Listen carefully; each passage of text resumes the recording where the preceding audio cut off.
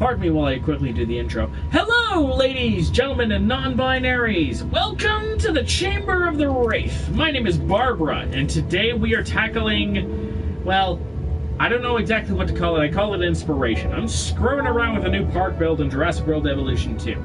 And just in case you can hear him before he says anything, I am joined by the lovely Pharaoh-mun via Discord.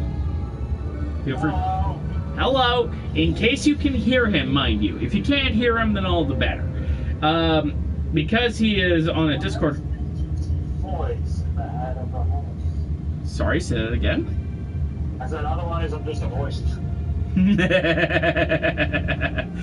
What entertaining shenanigans that will turn out to be. Now, this park, I had an idea to try and make a major tour route through major enclosures, because in a recent update, they literally let you make tours be part of your transport system. So if you want to be like, oh, I don't want my monorails to go here, I want my gyrospheres to count, for instance, you absolutely can. And I kind of decided to screw around with that in the Jurassic Park 3 era. So that's what we're doing. I have linked most of the relevant individuals.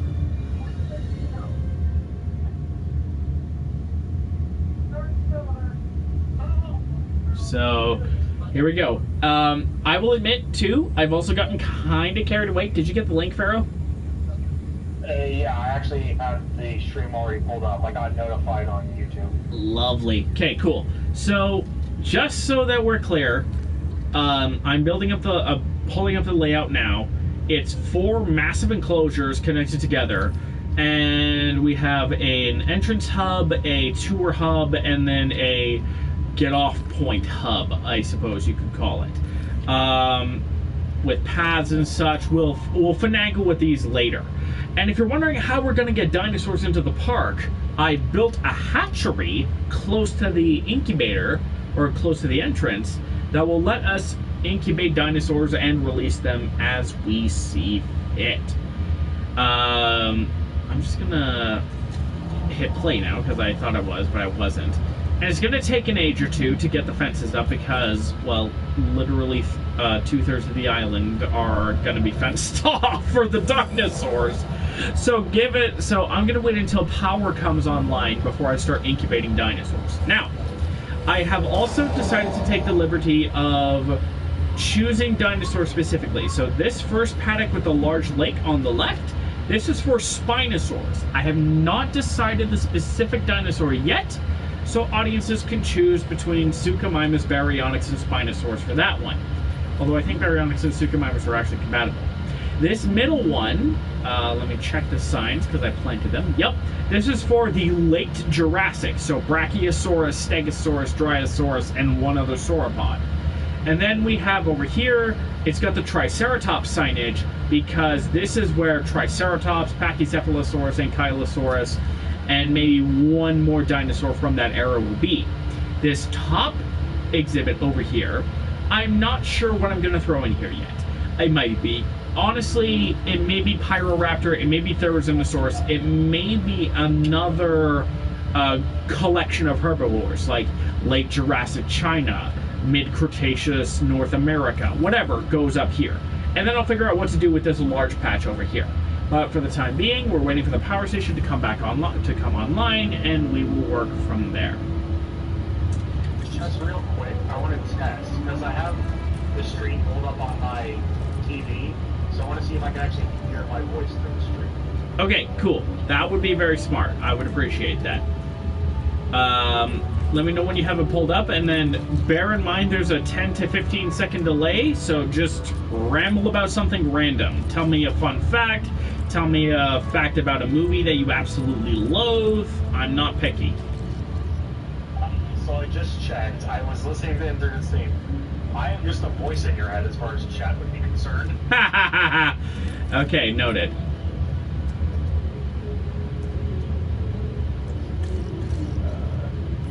It is what it is at the end of the day. Oh well. Well, it is. It's just one voice coming off of my tablet, so I'm not terribly surprised. Gotcha. That's probably what it is. That's probably why they probably can't hear me. It is what it is. You can see everything that's going on, and this is the park in a nutshell. Like, right? You've got the two major hubs, and then you have the landing dock if you're done with the tour and you want to get off early. Hey, we ain't gonna blame you.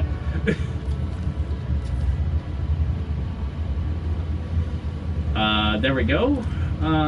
Really, only 81 power? Must be because of the fact that fencing is not an issue. Also, two things are not power. I wonder why. What's not? Oh, these guys.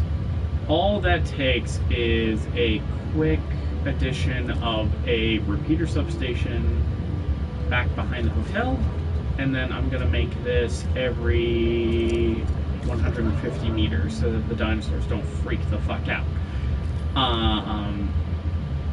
Right. So, like I said, we have Spinosaurs like Baryonyx over here. I haven't decided that yet. The middle one is late Jurassic North America, and the one on the right is latest Cretaceous North America, so Triceratops and such.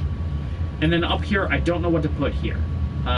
Do you have any suggestions, voice in my head? For the area you don't know what to put in. Yeah.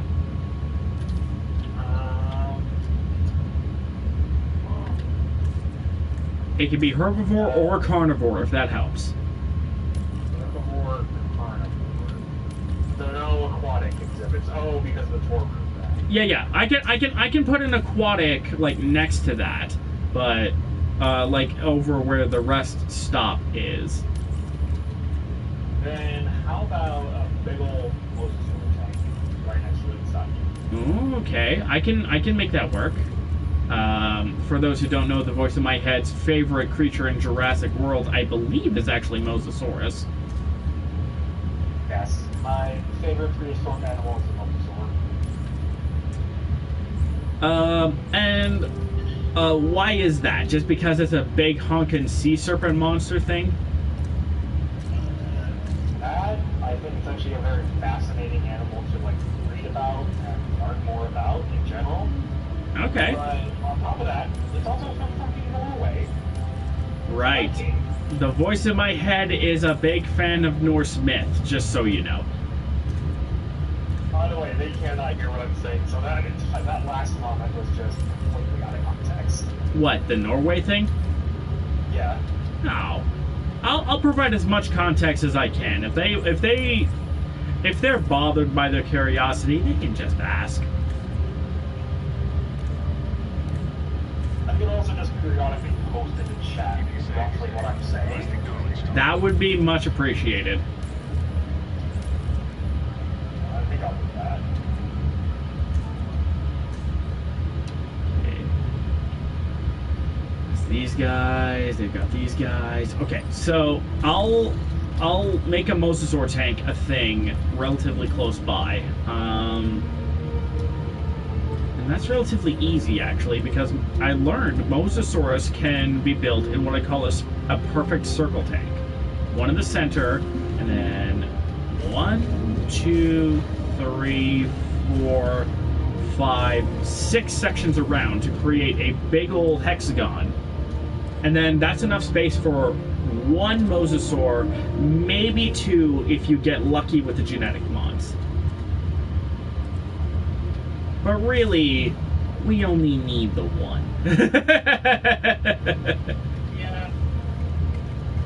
Yeah, that's about right. Okay, we'll need that, and we'll also need power. But that won't be a difficult thing, because... Statement of agreement. Yeah. I'm providing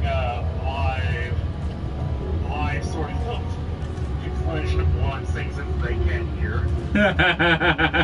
And you're taking it in the most, or rather the least characterized explanation of what is going on. Can you maybe provide, like, a 5th more context, please? Because... A bit more context, alright. something, because, you know, they can't hear you. I guess. Alright, next time I say something, I'll type it out verbatim. Better. I'm still typing it out. I think they can barely hear me. I'm like very quiet in the background. Well, yeah. I may be able to, get my mic moved on, but... Okay, we got the mosasaur tank here. I just gotta figure out what I'm gonna put up there. That can be something for later. For now, though, I have the other two exhibits mostly figured out. So, there are three... I'm still typing. I think they can barely hear me in the background. Yeah. Bear in mind, I can maybe see about 140 characters before I have to open the YouTube chat, but that's okay.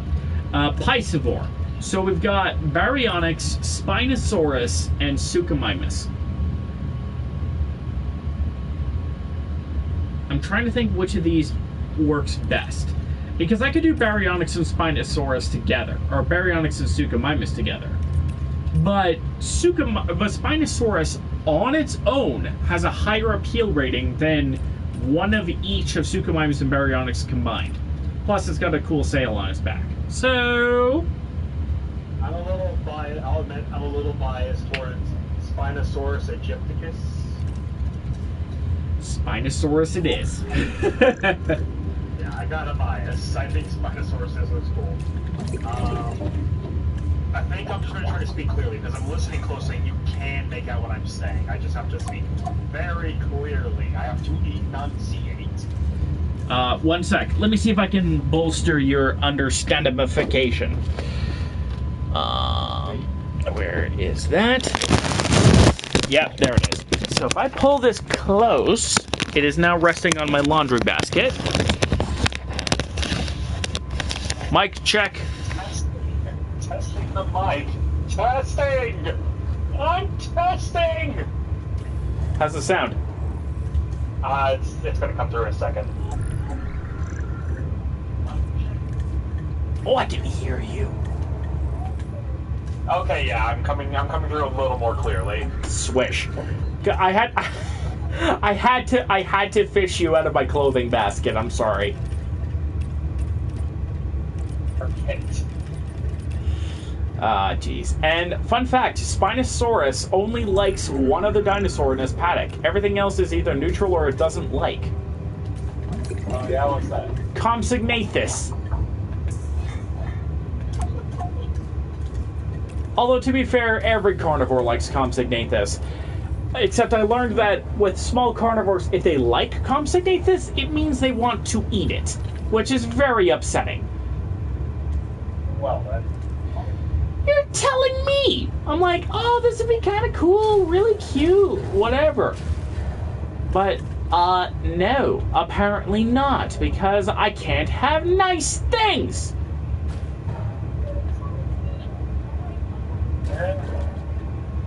But, yeah, I do now just sound like I'm coming in through like a headset radio. That's not too bad, is it? No, not bad at all. It adds to the immersion. I'm like down in the field while you're at HQ. I'm here for that. Okay, Compsognathus batch is done. Okay, here we go. So, that is 8 compies and 8 compies. That's 16 compies. Do you want another batch of compies or no? Yeah, I'd say another batch. Why not? Alright, here we go. The Spinosaurs are going to take a little while. Oh, while we're at that, front desk, we've got coffee, books, and burgers and fries. But in the main section, we have some finagling to do. So, let me know how to finagle. The only thing I recommend is think of things that you could take in a car with you. We'll start with food. what kind of shops are there that can reasonably fit in there? Okay, we already have them built. We have a food amenity, a drink amenity, and a shopping amenity. Right. And we're on the food amenity right now.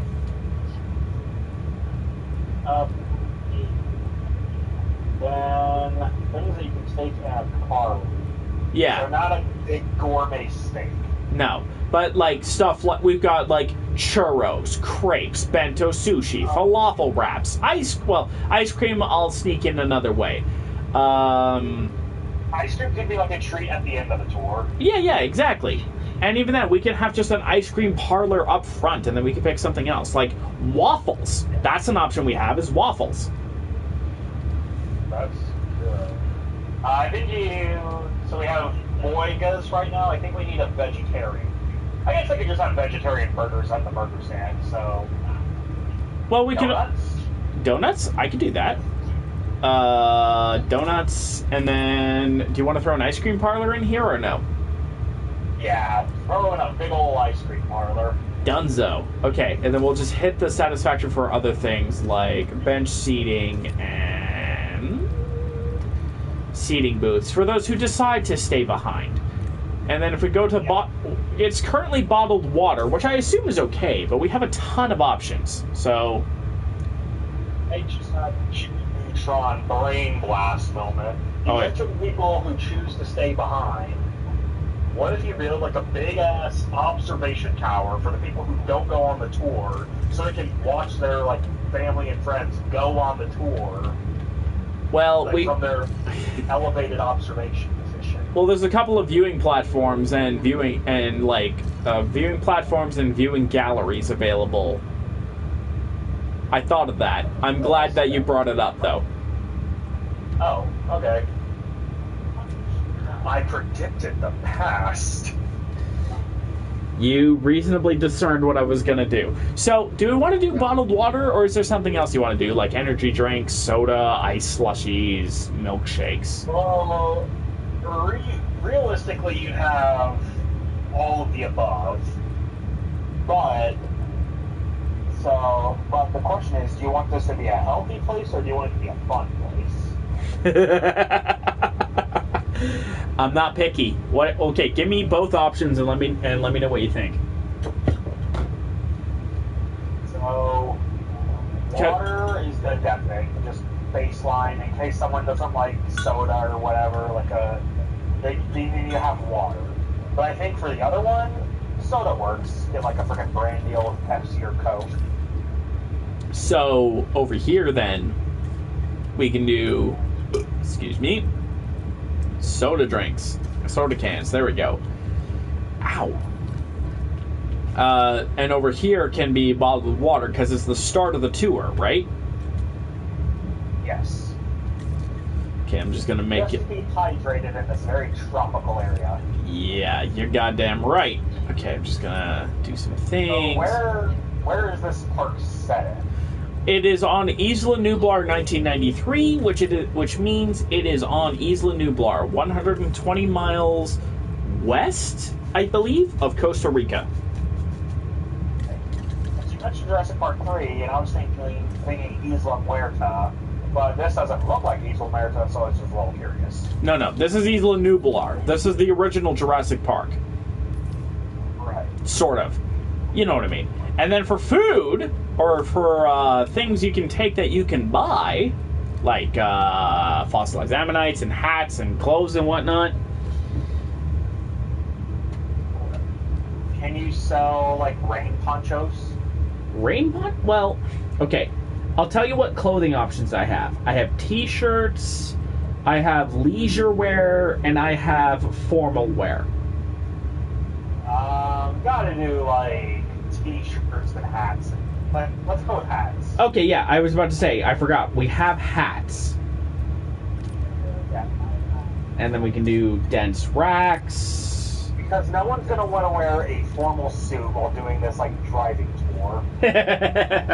Right. Unless you're freaking James Bond, and you're just like, I'm Bond, James Bond. I'm in a tuxedo in a car. Well... Crocodile dinosaur. Well, that's up to James Bond to decide. How's that? Yeah, James Bond, it's BYOS. Bring your own suit. So that's in the main hub. We've got hats, we've got bottled water, and we've got donuts with an ice cream parlor. Now in the section I like to call you've had enough, you just want to have a break. We've got soda cans. Right now it's action figures, and right now it's authentic sushi. But we can change that. So if you decide to get off early, you just be like, okay, I'm tired, I'm done, I just want to have a nap. Because there's a hotel nearby. I'm thinking waffles. Like, you threw up halfway through the tour, and you're just like, I gotta get off, I'm sick. Or, I can't stand the people they put me with. Dear God, why do they let these annoying people in the park? There's this maniac shouting into a headset about freaking people wearing suits. I don't like it here, let me out. I think this would be a good breakfast location, like bed and breakfast. So like waffles immediately comes to mind. Oh yeah, waffles. Can't go wrong with waffles. Waffles, soda, and for a shopping experience, how about just park sponsorships? Or stuffed toys. I think instead of soda, since we have soda in a different part of the park, how about coffee? Well, coffee house. Well, we already have coffee right at the front of the park. Oh, okay. We have coffee. Yeah. We have coffee at the front of the park, and we have bottled water near the tour. So I put soda cans at the "Get Me Off Here" location. Oh, okay. That makes sense. Now the question quickly becomes, what do I sell in the shop? There's like plushies and play sets and park sponsorships and stuff like that. So.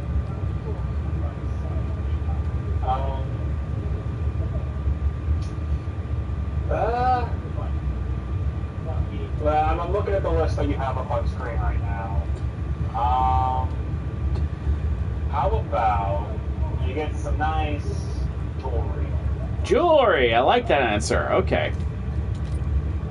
I can just do charity boxes and extra shelves with dense racks and digital ordering and storage space. Yeah, I like the jewelry option because it's like you went on this tour, you're heading back home, and then you panic, realize you're on your way back home, and you realize, oh no, tomorrow's my anniversary, and I just spent all my money coming to this tour park.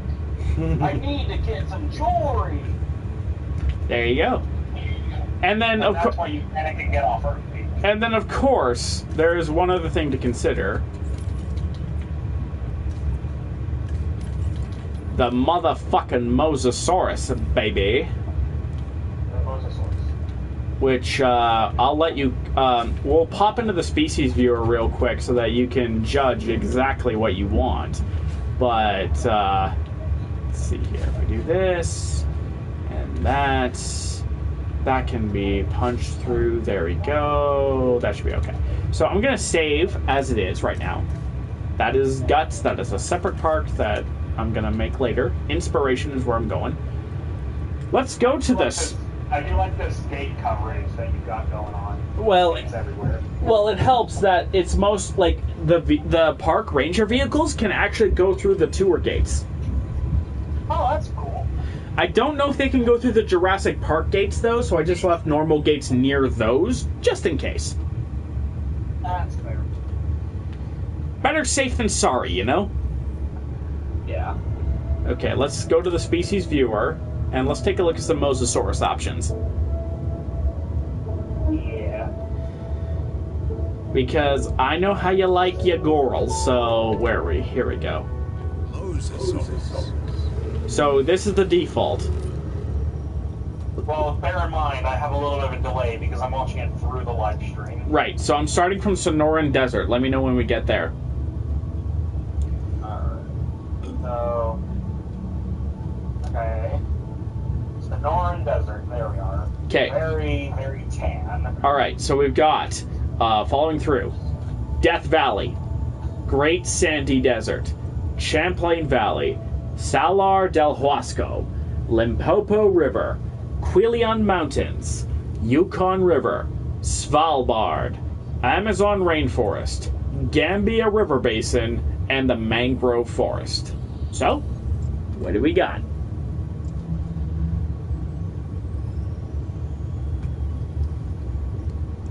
I'll wait until you get caught up, and then we can decide from there. On the thing of Vikings, I say we go with Svalbard. Say less. Svalbard. So now we have pattern color, which mostly dictates random blotches and the color of the osteoderms. So we have Rana, the default, Chalcorana, Lithobates, Pulcharna, Paparana, and Pelophylax, or blank.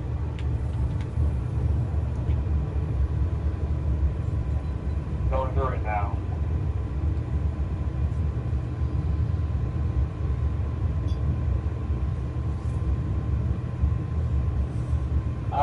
Just go blank pattern. Okay, and just to be sure, this is it in Jurassic Park colors. Like with the Jurassic Park color grading.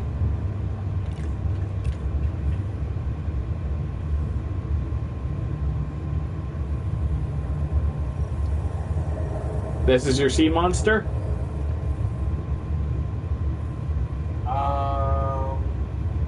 Yes. Great. Okay, that's all I needed to know. Svalbard blank. Because mosasaurus is one of those was one of those critters that you breed one at a time. So, like, because you breed it one at a time, it's my exception to the default of randomize everything.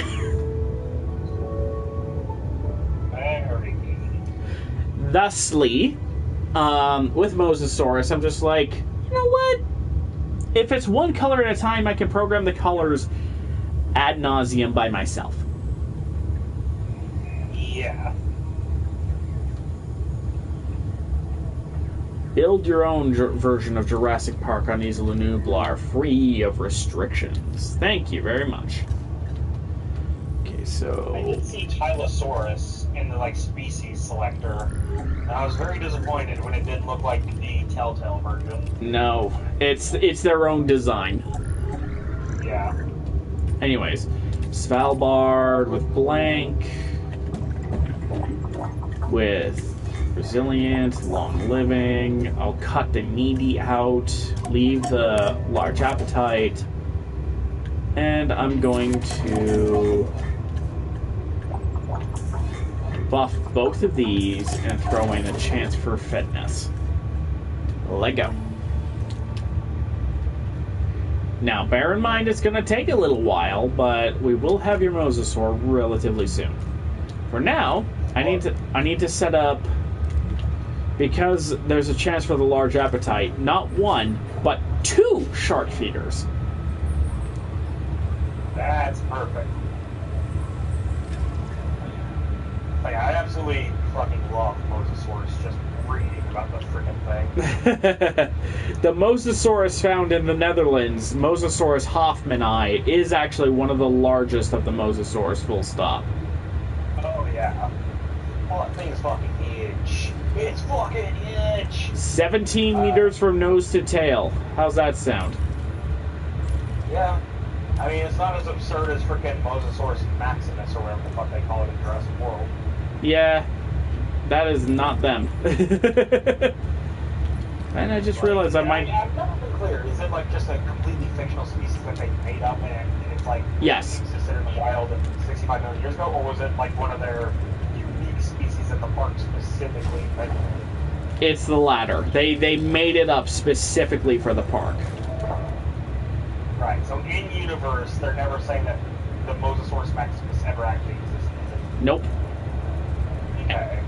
I was never clear on that. I was like, because I don't think they ever explicitly stated in the movies, but it was always weird because Mosasaurus maximus, the species name implies like, okay, so did they just invent a creature that existed 65 million years ago? Yeah, they did. And I'm not actually terribly surprised they did that, because when you think about it for a second, we would know a fraction of a percentage of all the species that have ever existed on the face of planet Earth. So... That's true. So there's a slim possibility that a mosasaurus like that existed. Indeed. Is it likely? Fuck no. Is it possible? We can roll with that. Yeah, it's a possibility. And even if it didn't, Jurassic Park is a fictional series. Who gives a shit? Yeah. Yeah, exactly. And beyond that, there's also... Oh god, I lost my train of thought. I think I want to be on rambling. Something about prehistoric species. Yeah. It's like, it's a slim possibility in the same breath, in the same way that Megalodon still living is a slim possibility. Right. It's possible. We can't barely say 100% that it's not. Does a Megalodon still live with us? Probably fucking not. Indeed. Probably not. We probably would have found it by now.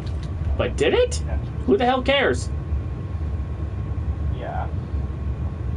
Alright. I'm waiting for these fences to fill up, because the problem with building such gigantic fences is it actually takes a literal eon and a half to work.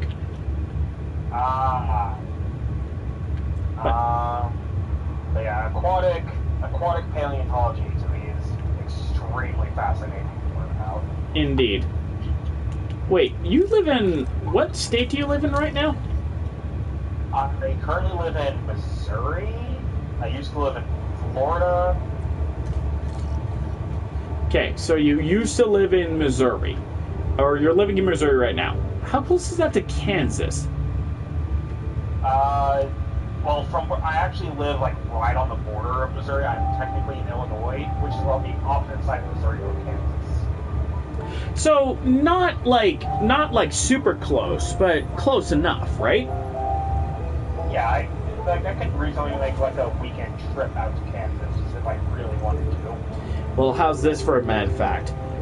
Kansas, Missouri, and Illinois were all underwater a long time ago. Oh, yeah. And you know what's one of the most common fossils that you can find in these localities, if it's in the Cretaceous era rocks? Which are they? Mosasaur teeth. Fucking cool. Because mosasaurs swam over what is modern Kansas. The only things more common than mosasaur teeth are shark teeth and ammonite fossils. Yeah. I mean, while I was living in Florida, like, reasonably nearby where I lived, there was, like, a megalodon tooth found at a construction site. Yeah. And Florida is not particularly what's called fossiliferous, which means fossil-bearing. Yeah. But it has fossils of megalodon teeth, it has scattered remains of various megafauna mammals, and it is the only place on Earth where Titanus is found.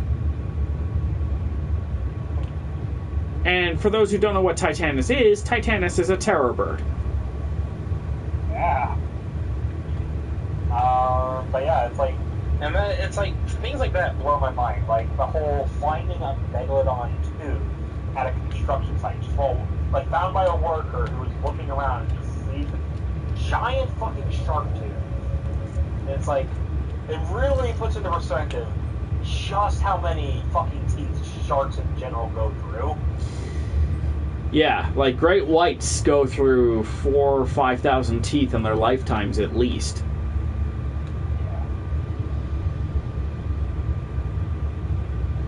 And another thing to consider is just how fascinating Megalodon as a species is. Like, it was thought to be a very, very close relative of great white sharks, and then it wasn't actually a close relative of great white sharks. It belongs to this other group. But at that point in time, who cares? It's a 60-foot shark. Yeah, it's like the biggest aquatic predator we've ever known of, if you don't count the big-ass fucking whale that it fought. Well, the biggest aquatic macro predator. That's a very important distinction to make, because As a macropredator, Megalodon hunted giant multi-celled organisms like whales and larger fish and large fish and so on. But blue whales are technically the largest predator on Earth, but they eat krill, which is cheating. Oh, it's like, don't sperm whales, which the whales that could fight Megalodon, don't they eat larger organisms? Well, sperm whales do eat giant squid. This is true. But modern sperm whales did not exist when Megalodon did, to my knowledge. Well, no, that's why I get that, but I mean, like, the whale, the giant whale that's named after the guy who wrote Moby Dick. Oh, Leviathan. Hey, Chris, how you doing? I know what you're talking about. You're talking about Leviathan, because it was originally named Leviathan. Yeah, that's what I'm talking about. Like, couldn't they reasonably eat larger organisms? That was predominantly what they ate. Leviathan and various other relatives of Leviathan, like Acrophyseter and Bragmophyseter, are what is known as macropredatory or macroraptorial sperm whales. So, I guess that the root of my question is, were they bigger than Megalodon? It's debatable. Debatable. Well, that's like true of most of what we know about paleontology. It's like we can make reasonable assumptions based on fossil evidence, but it's all subject to debate because we just don't know for sure. Well, it's not even that necessarily. It's what I like to call the Shaquille O'Neal principle. Like, you would never say in a million years that the average height of a human being is 7'3", right? Okay, I get where you're going with this. Yeah, no, I would never say 7'3" is average human height. Right. But exceptionally large individuals for species exist all the time. It's not just in humans. Yeah. There's 7-ton elephants. There's a lion that weighs almost 2,000 pounds. God, there's some freaking giant hogs that roam around Texas that are fucking huge. Yeah. Like crocodilians, snakes are also really good examples of that idea. Precisely. The point is that just because it is enormous doesn't make it the standard, nor does it mean that just because an animal we found is this big doesn't mean that it couldn't have gotten bigger. That's right. I get ya. So I think it's reasonable to guess that Leviathan and Megalodon were roughly the same size. Absolutely. Like, current average predictions put Leviathan actually very slightly smaller than Megalodon. Like, by a factor of 2 feet on 60-foot animals. You would hardly notice the difference. And yet... Absolutely. Well... Also, I feel like if I was in the presence of these animals, I'd be freaking food. Actually, they were so big, you might not even be noticed. That's also true. But there's also just this pervasive idea that once the creature gets to that big, they will just eat anything. Well, they certainly won't be picky. Yeah. But they have to identify you as food first, is the main thing I'm getting at. Yeah, I get you. And who's to say that an animal the size of a bus will identify you as food when you are barely a mouthful? It's like if you're at a party and all that's left is a single chicken bite. By the way, your mosasaurus is being released as we speak. Science is everything. It brought the dinosaurs back. I've seen the cutscene for the Megalodon, not the Megalodon, God, the mosasaur, which is way cooler than Megalodon. Yep. Because it is effectively a giant sea-going monitor lizard or snake. As passionate about our work as I am. I'll accept no less. Dormangonder over here. Actually, fun fact, I learned of a speculative evolutionary project talking about, quote, real dragons, and the big, bad, giant, badass sea serpent monster, well, one of them, in that particular universe, is called Jormungandr, and it is 25 meters or 82 feet long. Really, I don't want to die. Not surprised, because Jormungandr is like, so when people come to the park, they want to learn some, sure, but they also want to be entertained. And this marine reptile, the mosasaurus, the only other one is Tiamat, which I believe is Native American or Mesopotamian. If the T-Rex is the ruler of the dinosaurs on land, then the mosasaurus holds that title below the waves. Make sure this animal is a premium attraction. Sorry, say that again? It's definitely a name I've heard, but it's not something I've really looked into, because Tiamat is a primordial Babylonian goddess. Right.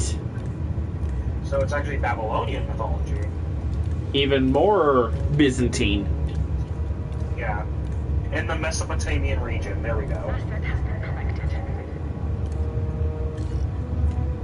Yeah. You can't reach Babylonian mythology is fucking crazy. That's its own can of worms. Well, Babylonian, Mesopotamian, the entirety of the Fertile Crescent is its own can of worms.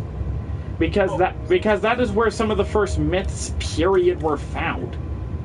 Oh yeah, like I remember in mythology class, I can't remember if it's specifically Babylonian or Mesopotamian. I think it's Mesopotamian, but there's a myth about how the world and the sky was created, and it's of this freaking double god, because his actual title, he was so badass, he was a devil god, and he went up to another god, a lesser god, like ripped them in half, threw their top half up and said, "That is the sky," threw their bottom half down and said, "This is the ground." As one does.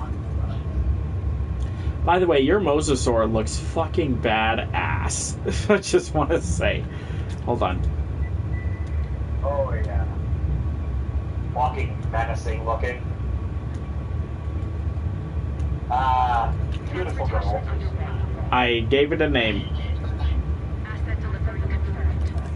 Yeah, Jormungandr. I see you typing in now. Okay, so, hold on. Okay, show view.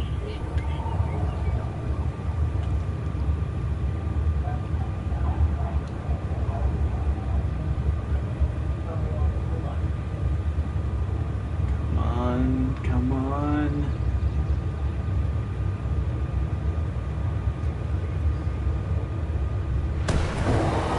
Yeah, baby, let's go! It hasn't happened yet on stream, so I'm gonna have a delayed reaction.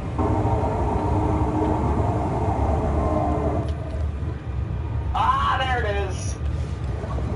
Yeah, baby, that's what I'm talking about! That's fucking beautiful. You're goddamn right it is.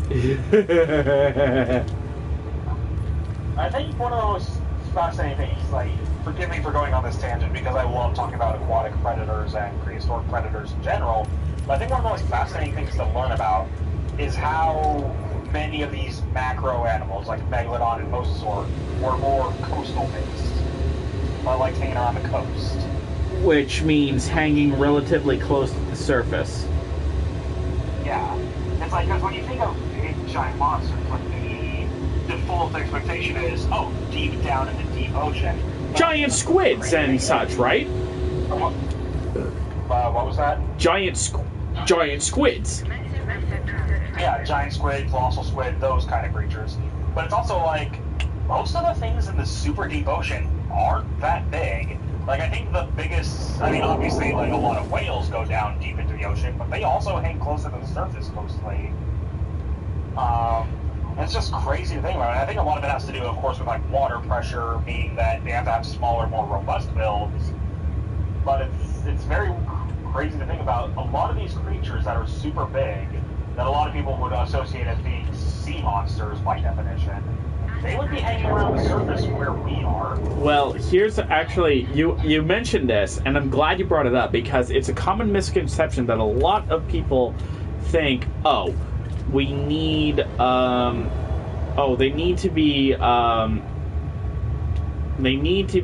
such massive animals they need to be such colossal creatures. Hello, Eileen. Nice to hear from you. They need to be such colossal creatures because, you know, they live in the surface and whatever. But one thing to bear in mind, keep in mind, however you define it, is a phenomenon called insular gigantism. Or deep sea gigantism. Literally what it sounds like. Yeah. And what that is big animals that live in the deep sea tend to be much bigger than their cousins are. That is true. That's true. So it is totally possible. And one other thing to keep in mind is because we have such scant fossil remains for one reason or another, you know, that's ridiculously hard to preserve and however you want to slice it.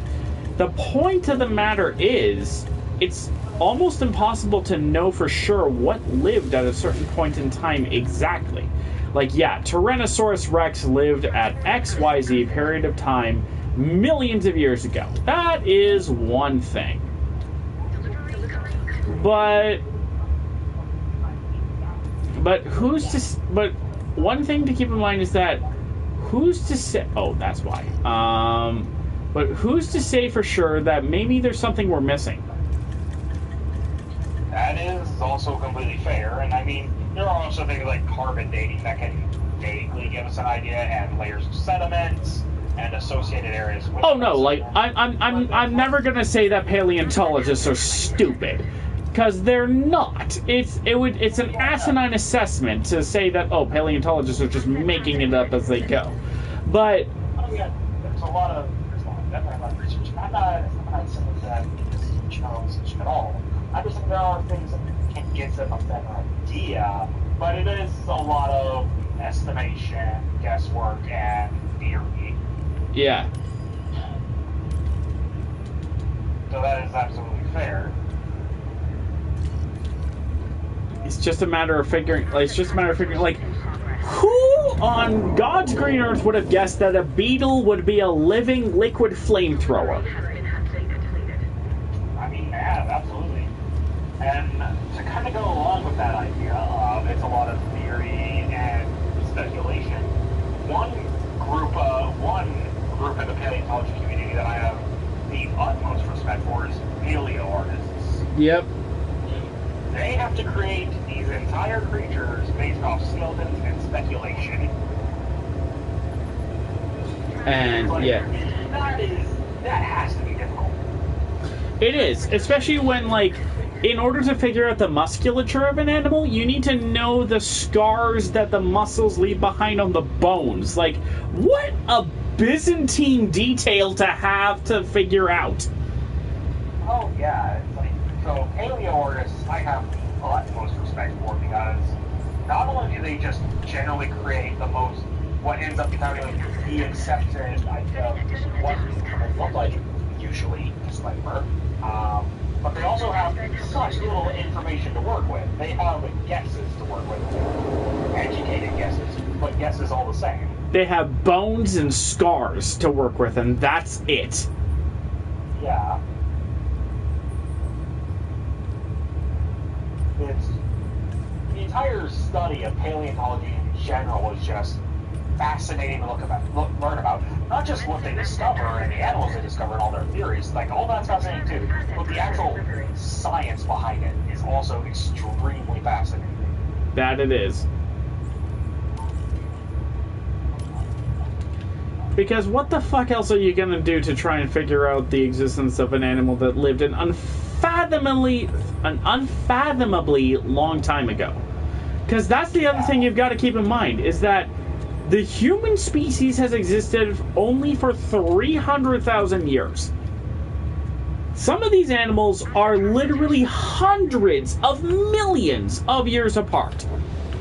There's more of a distance between T-Rex and Stegosaurus than there is between T-Rex and mankind. Oh yeah, it's crazy to fucking think about.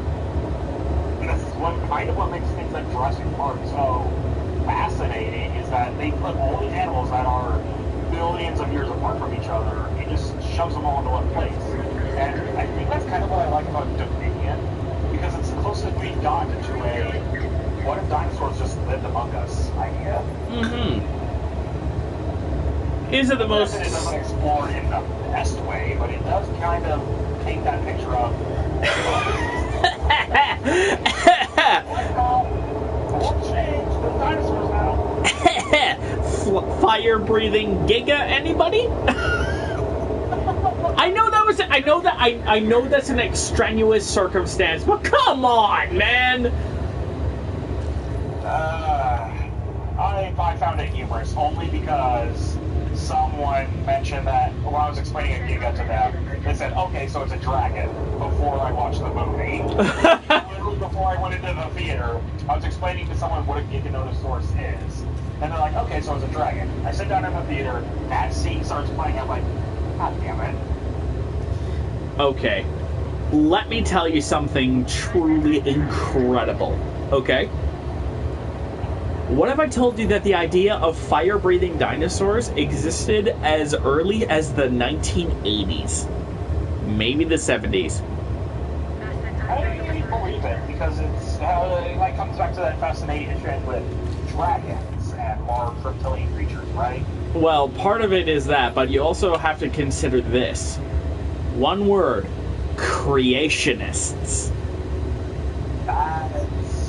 That is another aspect to it that I wasn't considering. Well, there's a creationist paleontologist, yeah, apparently that existed in the 80s, who considered dinosaurs living with people, blah-de-blah, whatever. But here's the mad part, right? One of the things they considered as a hypothesis in a fully published book you could buy and read is that Parasaurolophus, you know, the tube-crested hadrosaur that Owen Grady trains in Dominion, breathed fire as a defense mechanism against predators. And their reasoning is their crest may, they didn't say did, may have contained the same chemical cocktail compounds that the bombardier beetle does that lets it spew liquid fire. Jesus. And yet, there is official artwork of just such a thing happening. Well, I wonder, you have to wonder, because I'm sure this isn't the case. I'm sure it's not what actually happened, but you have to wonder if it was just some guy who read this paper, realized it sounded ridiculous, but was like, that just sounds badass, so I'm going to draw it. Honestly, I think the artist was just like, this is fucking stupid. I'm here for it.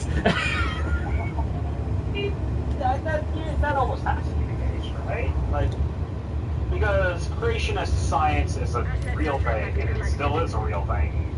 But whatever.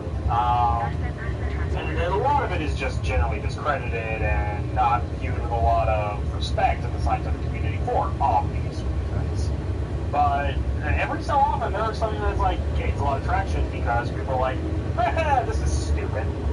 Or this is really fucking cool. A plant-eating dinosaur that breathes fire? And the most one of the most iconic of all time? Yeah. Hang on a second. I need to look into this because it reminds me of a paleontology iceberg thing that popped up. I love the iceberg memes. Oh, it's so good, but it's so goddamn ridiculous! That and the trolley problem memes are probably some of my favorite memes right now. Check it out. We got Spinosaurus. Okay, even I have to admit that this next dinosaur is impressive. The Spinosaurus is perhaps the largest of carnivores. Of course, I'll never get close enough to one to see for myself, but that's why I have you. Beautiful. And she has a sister. She has a sister? She's being airlifted as we speak. That's crazy. Spinosaurus aegypticus, or the fan theory first hybrid. Yep. Well, you got to understand, because it's not the it wouldn't be the true like Spinosaurus aegypticus existed. That goes without saying. But using Spinosaurus as the base of a hybrid makes sense. It is the largest land carnivore that has ever known to have existed, at 56 feet long and weighing up to 40,000 pounds, or 20 metric tons. Is fucking image. I love how they dropped off the sister right next to the Torcars. Yeah, that's a happy accident, right there, friends. And there they are, the tour cars watching a Spinosaurus wandering through a lake. And because it's a hybrid, this Spinosaurus is horrifically inaccurate. Oh yeah. Well, it's also just based on outdated science. Oh yeah, it's based on science that's been outdated by 20 plus years. But to the Spinosaurus's credit, this was 4 years before they started finding new Spinosaurus remains. The only Spinosaurus remains we knew about at that time was from a specimen that was blown up. Yeah, during World War II, wasn't it? Or World War I, one of them? World War II. That's the one. Yeah, so it's like, you can't really blame them for being inaccurate, because they had basically only a picture of a skeleton to work from until they started finding more specimens. Yeah, which...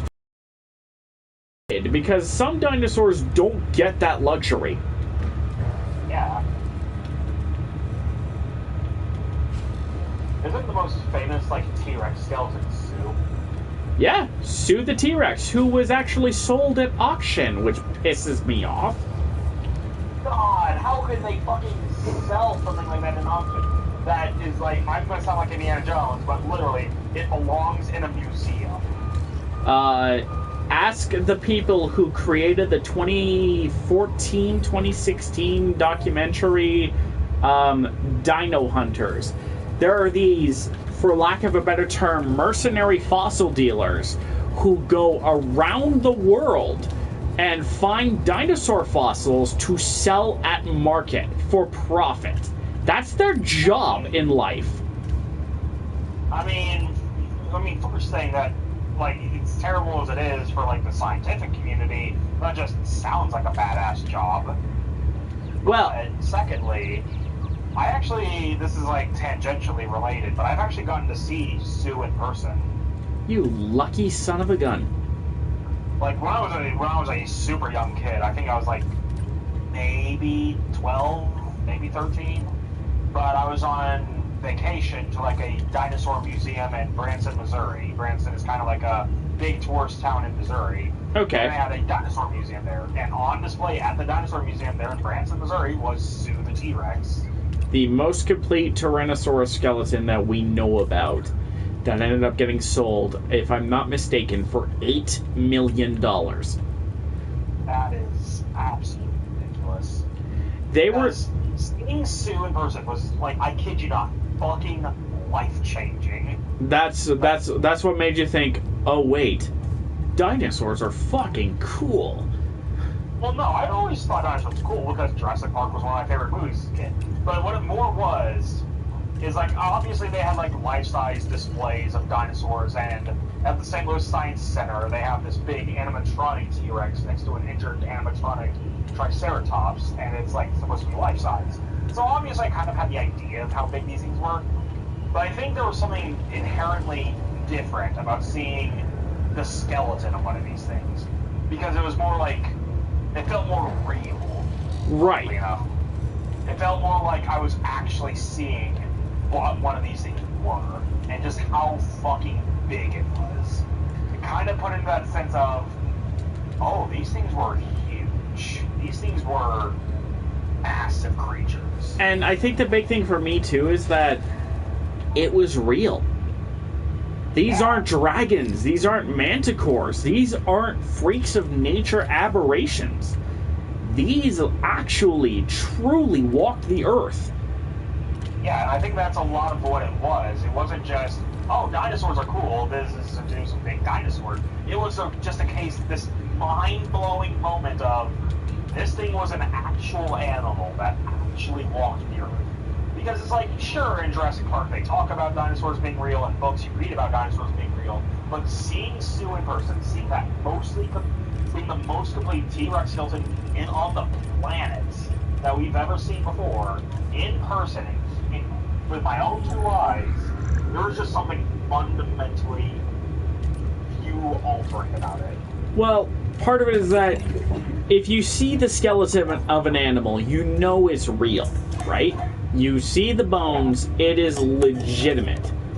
So seeing the bones of an animal over 40 feet long and weighing upwards of 8 tons with a bite force strong enough to crush an oil drum, seeing teeth the size of bananas, it's claim to fame as oh, let's make fun of T-Rex. It's an arm capable of bicep curling over 500 pounds. So, yeah, seeing Sue in person was like that, was just a big moment of my life of just I think that's what ultimately, because before I wanted to be a writer, before I wanted to get into movie making and all that, because I originally went to Full Sail to learn to make films, but then I realized that making comfort for me and being a writer, but that's besides the point. Originally, before I decided I wanted to get into movie making and storytelling and all that, I wanted to be a paleontologist. I wanted to study dinosaurs. And I think seeing Sue in person, because like I said, I've always liked dinosaurs. But I think seeing Sue in person really sparked that. I want to know more about these animals. That sparked that, oh my god, these were real. What the hell can I learn about them? Yeah, and that's like really why I like T-Rex, and why T-Rex is my favorite dinosaur. If you apply the classification of like what counts as a dinosaur, that's why T-Rex is my favorite, because that very deep-rooted story with Sue the T-Rex. And Tyrannosaurus Rex has that impact on hundreds of millions of people because it is the unknowable, unbeatable apex predator that existed in its environment. It is this, for lack of a better term, it is this colossal, unbeatable dragon. This massive monster that, a lot of people believed, well, we survived this far and T-Rex didn't, so we win. Except Tyrannosaurus Rex and humanity are separated by a gap over 65 million years. This is, if Tyrannosaurus existed in the time of humans, what do we do? What do you do against an animal that is over 40 feet long and weighs 7 tons? Well, I think, at least until the advent of the firearm, I don't think there's a lot we could do. Yeah, maybe if you get to medieval technology with swords, big swords, and catapults, you could maybe beat a T-Rex. But as a squishy, tiny human being having to compete with literal dragons, not a fucking shot, dude. Maybe you can make a case for crossbows and the bow and arrows shot through the eye, trying to hit the brain. Whatever. That's an exceptional shot you've got to make, by the way. Yeah, that is a whole other story. So reasonably we could maybe hunt them. And I think the whole thing with humanity is we've obviously hunted a lot of creatures to extinction and near extinction. And I feel like the T-Rex, how big and powerful it is, we could maybe hunt it, but I feel like the T-Rex on its own probably could have like fundamentally changed how we live in this world. And that's just Tyrannosaurus, because Tyrannosaurus is as a dinosaur, T-Rex and its relatives occupy a very bizarre role in the factor of life on Earth, in that it lived in two niches at once, depending on how old it was. Oh yeah. That is... I think that is literally one of the most fascinating things about Tyrannosaurus, for me, as somebody who has grown up with dinosaurs since they were a kid. This is an animal so powerful, so incredible, so incredulously badass, that its juveniles, its teenagers and kids, and sub-adults outcompeted every potential predator candidate on the planet in its home domain, save for one.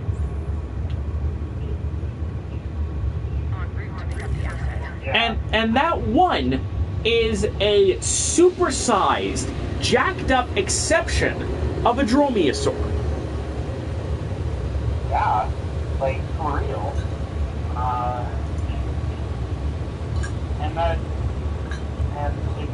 The whole thing with, and that's not even like including like, because what would Tyrannosaurus hunt if it lived in our modern world?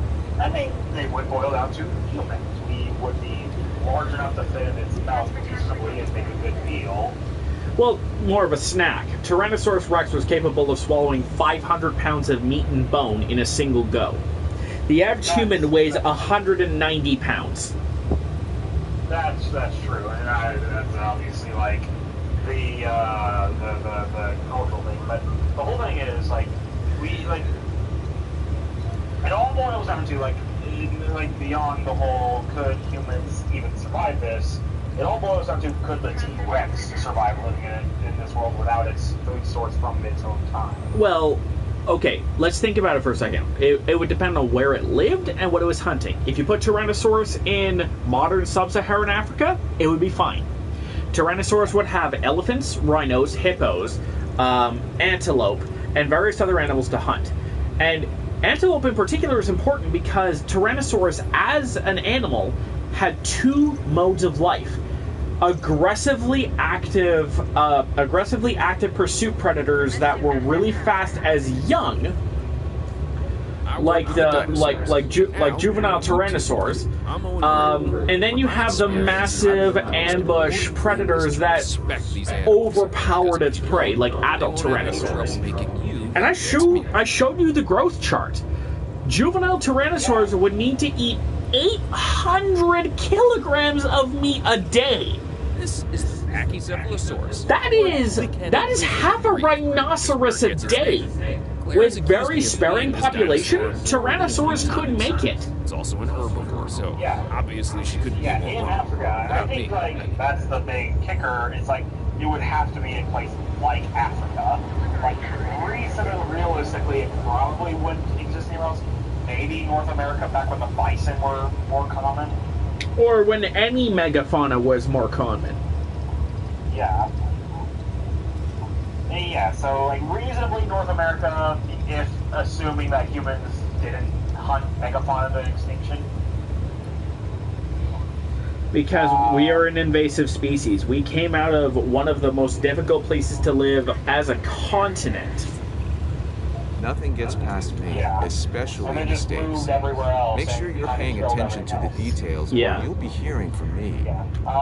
Humans Who suck, am I? but anyway. Dr. Henry. This conversation got really deep. Well, hold on a second. Mosasaur ambush. Do I want the dinosaurs to fight? No. Yeah, this conversation just got really deep on your live stream. Sorry about that. That's fine. What they were born for, what they live for, and what they're willing to Playing the die for. ambush now. That is a purity that few humans have. Beautiful. I gotta say, the fact that we've got double-digit stream viewers, thanks for coming by the way, makes me very, very happy. I can imagine, yeah, I'm seeing it. Hi, everyone. Hello! You don't know who I am. And then here's another thing that throws me for a loop, now that I thought about it and understand these animals in particular. Ceratopsians, the big horned dinosaurs, may not have been herbivores. Really? They may have been omnivores, or may have even leaned heavily towards carnivory. That's fascinating. Would you like me to elaborate?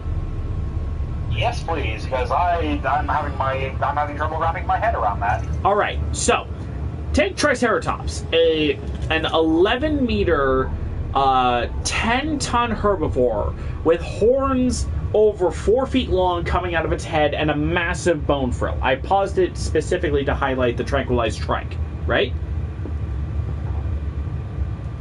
That takes a lot of resources to maintain. And in the modern world, there is no such thing as an obligate herbivore or an obligate carnivore.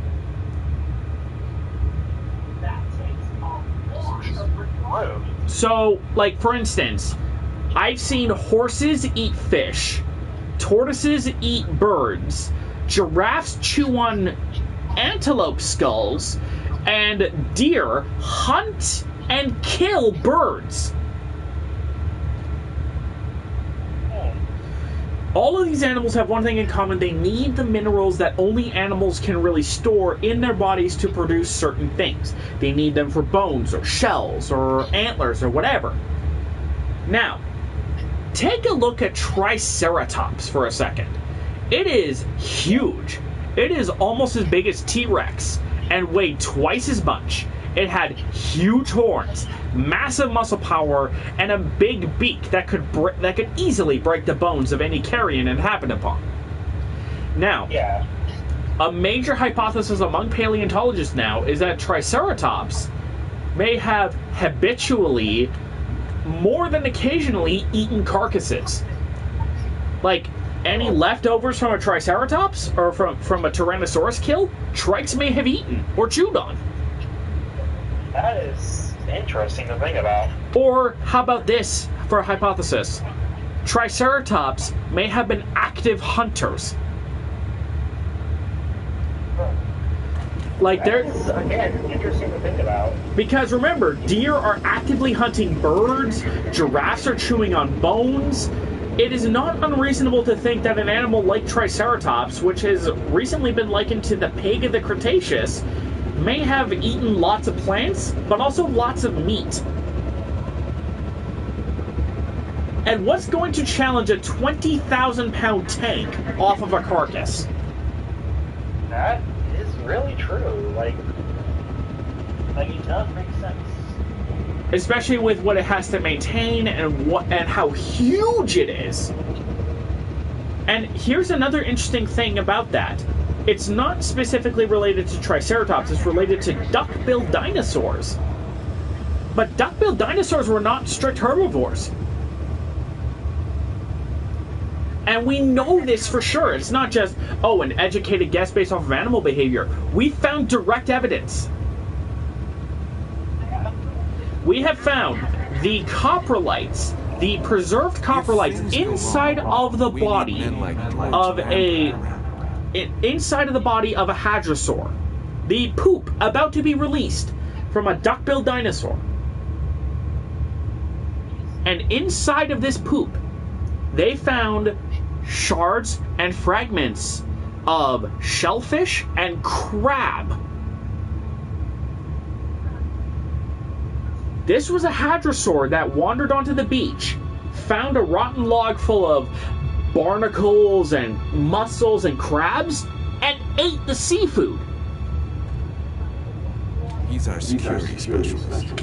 If there's an issue we should be concerned about, he'll know. Makes sense, but it's just a case of the idea of these strict herbivore dinosaurs is so about the Triceratops. ingrained in my mind that This is one of those dinosaurs that really defines our Like, business. it's almost as difficult to imagine as picturing a horse eating a fish. And yet I have seen direct video evidence of a horse eating a live fish, handed to it by a handler, and asking for more! It can be a star attraction or a security nightmare I if it haven't turns seen those that, horns on which is weird because I lived in Kentucky for a little bit, where is freaking Horse Central Station. So you think I would know that, but no, I've never known about that. Well, part of it is resource scarcity, right? And a lot of farmers are like, okay, we can build salt licks, so the horses don't necessarily have to go chewing on bones.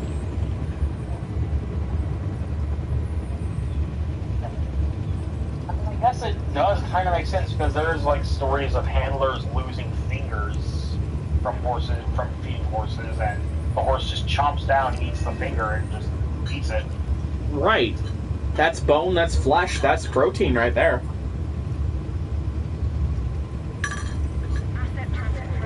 Speaking of, like, weird side tangent, but did you ever hear the story about the guy who, like, lost his finger to a horse, but, like, regrew it using, like, hog bladder?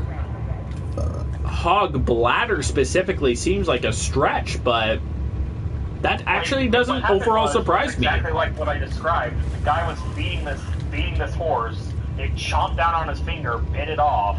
His friend like retrieved the finger, drove him to the hospital. They couldn't get it reattached. But then his friend was like, "Oh hey, yeah, just here, I'll make this mold out of like pig bladder, and just put it on your finger once a day for X number of time, and you'll grow your finger back." And it fucking worked.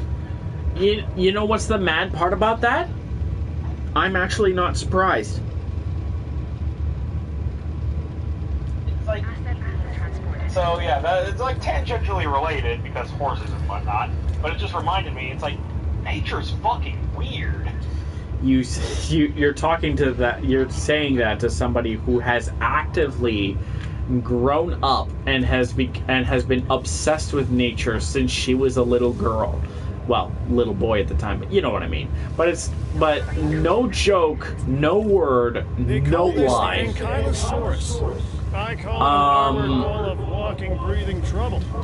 Still, some might call No it word or lie. charming, I have amusing, heard some of the delightful. wildest facts about animal life that makes you think, you know, Hollywood does not give their aliens enough freedom. Yeah. I mean, it's like, I guess to just sort of tie it back to what we were talking about, the whole pig bladder thing, nature being weird.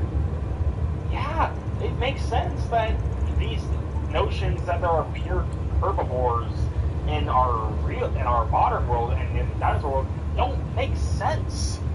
There is no such thing as a true dichotomy in nature. There is absolutely not. There is spectrums and chart wheels. That's all you're going to get. Yeah. But it's like we are so ingrained to think, at least here in the United States, we are so ingrained to think that dinosaurs, or that animals in general, just fall into one of two camps. They are a carnivore or they are a herbivore, and sometimes they are omnivore. But it's like this conversation here is making me realize that's complete bullshit. Well, it's not even necessarily Americana's fault. It's a fault of the human psyche. And I mean that in the sense that people like patterns. Humans love patterns. Things that repeat and make sense? Abso-fucking-lutely. Yeah. And yet... and I'm not saying... I wasn't saying that it was a U.S. fault. I just didn't know if it was taught everywhere. That's all I was getting at. No. As a Canadian, I've been there before. And dichotomies don't exist. It's all spectrums. It's a fascinating thing. Also, 20 viewers. Hello, people. Nice to see you. Well, dang, 20 viewers on this. In-fucking-credible. It's on the stream where we're just talking about dinosaurs. This is basically like a freaking podcast episode at this point. You know what? You're not terribly wrong. Ooh, okay. No, wait, I know the answer. Hold on a second. I'm gonna make Brachiosaurus. Okay, so... By the way, I fast-forwarded my video little bit because I didn't realize I'd actually paused the stream at one point. So I'm actually only like a few seconds behind instead of like what I was thinking was like 10. Right. It's definitely gotten better since then. Yeah, so I fast forwarded a little bit, I closed that gap, and now I'm a lot more like with you. Cool. So I'm gonna do Brachiosaurus, Apatosaurus, 2 different types of sauropods. Because thank you, version 1.04 or 1.4 for letting us fucking do this. Then I need to find Dryosaurus, the dryad lizard, the forest lizard. There we go.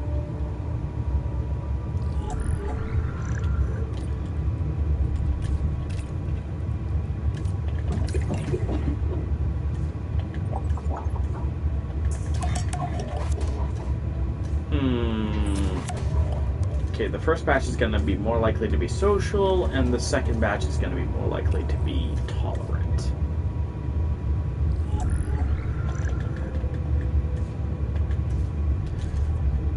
Because sadly, Camptosaurus is not in this game.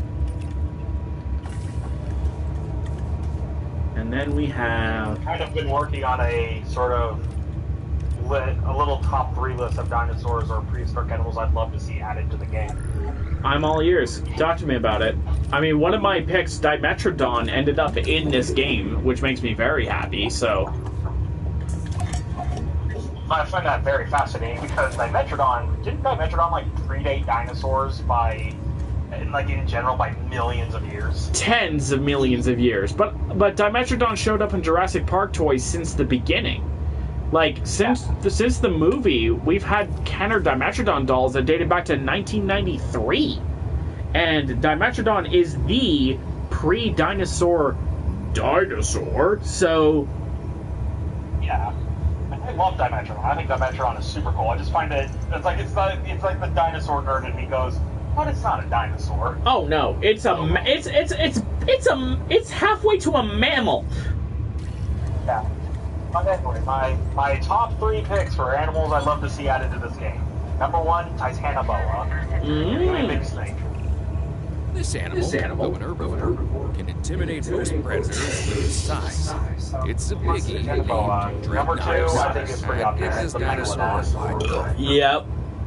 As oversaturated as Megalodon is as a mega predator, mega aquatic predator, I want it. And then number 3 is actually Leviathan. I'd love to get the Megalodon's number 1 competition in with it. Ooh. And Leviathan and the other macroraptorial sperm whales could make for very cool creatures. Because, okay, are you familiar with the sea sloth? I am not. What the fuck is that? It's called Thalassochnus. I'm going to spell it for you in the Discord chat because it is a ridiculous thing to try and spell. Thalassochnus. It is a sloth that has over millions of years, from, I think it's from 10 to 4 million years ago, adapted to live like a marine iguana, diving into the water, looking for algae and kelp and other water plants to live on in the ocean. This is a sloth! Oh, I've seen this thing before. Isn't it like the ancestor to whales and shit? No, this is a sloth, dude! Whoa. Okay, these pictures are... Dude, what the hell am I looking at? You're looking at a sloth that tried to be aquatic, which is weirdly appropriate because modern sloths swim 3 times faster than they can move on land. That is fascinating.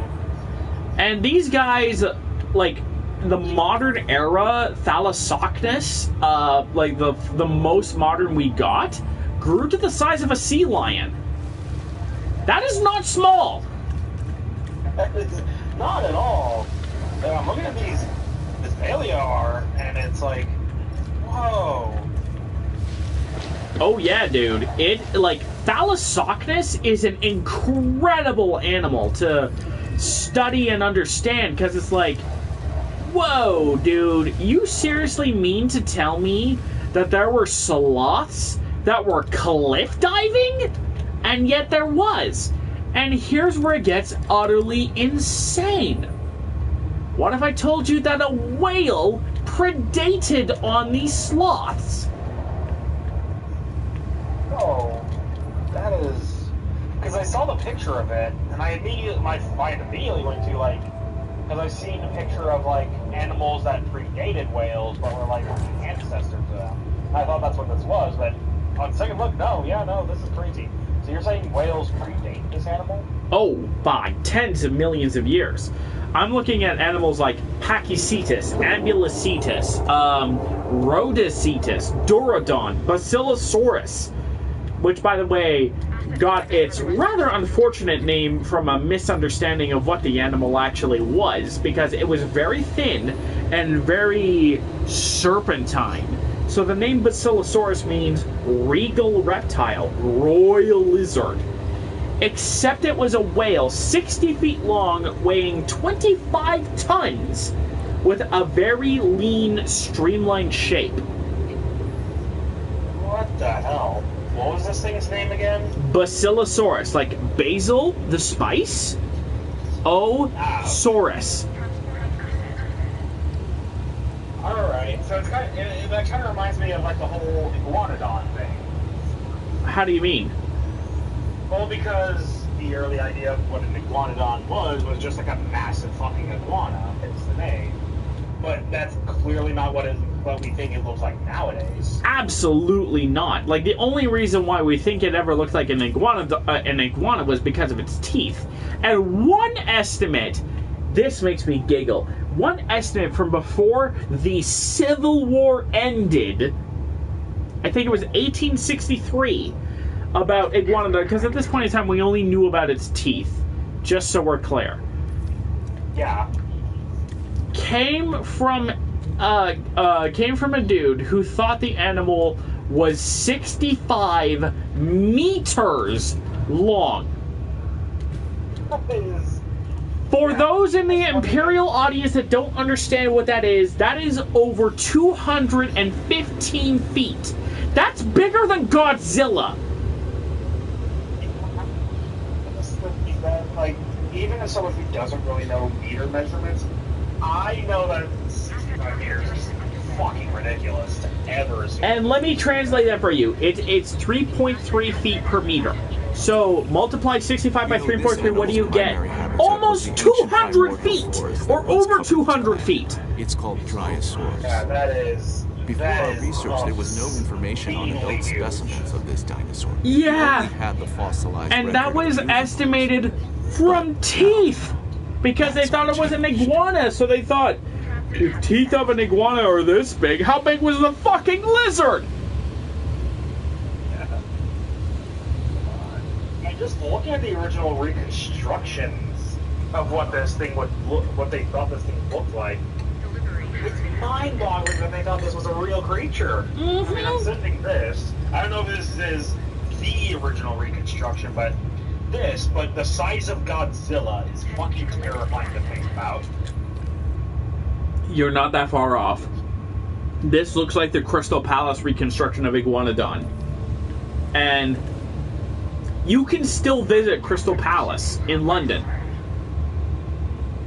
And there are statues of this, a Megalosaurus, and a Hylaeosaurus that look very similar.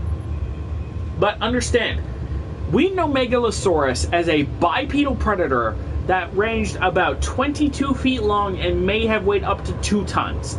A fairly unremarkable dinosaur, even though it was named literally, as of either today or relatively soon, 200 years ago. Megalosaurus is the first dinosaur ever named. That is nuts. Yeah. And yet, they reconstructed Megalosaurus as effectively a 40-foot long Komodo dragon back in the 1830s. That is original reconstruction. Here we go. Oh my god, this thing is ugly looking. Yeah. And you want to know what's nuts? they have known about megalosaurus parts since the 1600s. But here's the thing. They only knew them from their vertebrae, their backbones. And because of the rather unfortunate shape of the backbones, they thought they were fossilized human scrota. Asset has been delivered. Oh my god. That is hilarious. It's hilarious in the context given, but it's like, wow, we really had no idea. And just for an understanding of just how bonkers it is that we don't know this much about dinosaurs at this time, Tyrannosaurus Rex, T-Rex, the most famous dinosaur ever known, was named and described in 1905. Almost, or a little over 80 years after Megalosaurus was described. Well, I mean, and kind of to further the topic of, like, what we originally thought this thing was based on our limited understanding of these creatures originally. I mean, you gotta think, science in general is always kind of like on a curve. Science always evolves. It's an incredible thing. Yeah, and at some point, at one point in our history, science was literally, I'm gonna poke this dead thing with a stick and see if any juice comes out. That was science at one point. No, that's not at one point. That is what science is. Full stop. What it is. It is the epitome of the modern phrase, fuck around and find out. Yeah, that's literally the scientific method, is fuck around and find out. But I'm just being like, obviously science has gotten more sophisticated than that, but at one point in our history, discovery and scientific discovery and all that was literally, I'm gonna poke this dead thing with a stick. Yeah. Hey, Pharaoh. Do you know about the Bone Wars? I've heard the title before, but I don't actually know. Oh, you're going to fucking love this. Buckle up. Are you ready? Yeah, I'm buckled in. Okay, so there's two paleontologists in the 19th century, Othniel Charles Marsh and Edward Drinker Cope. Okay? These are two American paleontologists. And they, at one point in time, were friends. They liked each other. They enjoyed their company. They compared notes. They were wonderful together. But a series of events happens that began to drive them apart, ending with the discovery of the Elasmosaurus. You know what Elasmosaurus is, right? Yeah. It's a plesiosaur. Long neck, short tail, round body, right?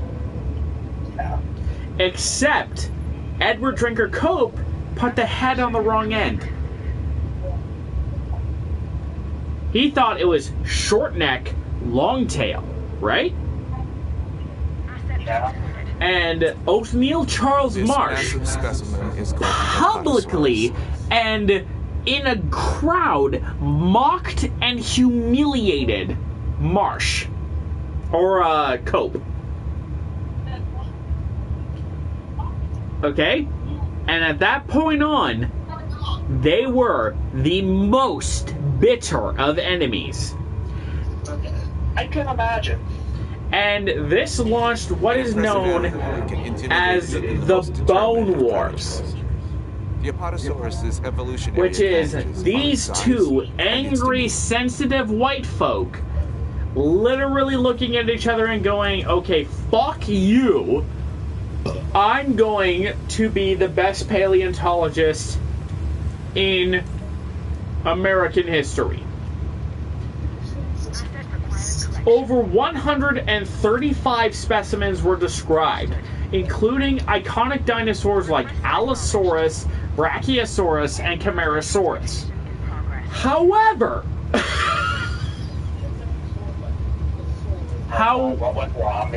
However, over this period during the Bone Wars, it got ridiculous. One team would send one team of thugs, goons, and mercenaries to lob live dynamite into another dig site to blow up the ground and potentially members of the group in order to slow down fossil discovery progress. And then vice versa would happen. Oh my god. People got into fights at dig sites, like literal physical fist fights. I can't confirm this, but there may have been shots fired from 19th century guns. Okay, what we have here is a Brachiosaurus. It has long limbs relative to the rest Welcome of its to body. the fucking Bone Wars, dude. The most ridiculous, obscene, and absurd event in paleontological history. So much about them. God. What the hell? I got the Wikipedia pulled up.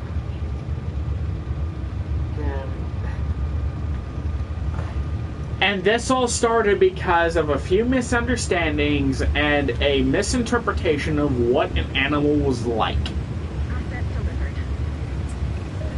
Before I got According into to the this Wikipedia paleo article, Marsh technically won the Bone Wars because Those he plates running discovered along its length 80 from head to dinosaur tail species make it compared one to of the most Cope's iconic 56. dinosaurs. Yep. Our guests are going to want to see it, so make sure you do right by this animal.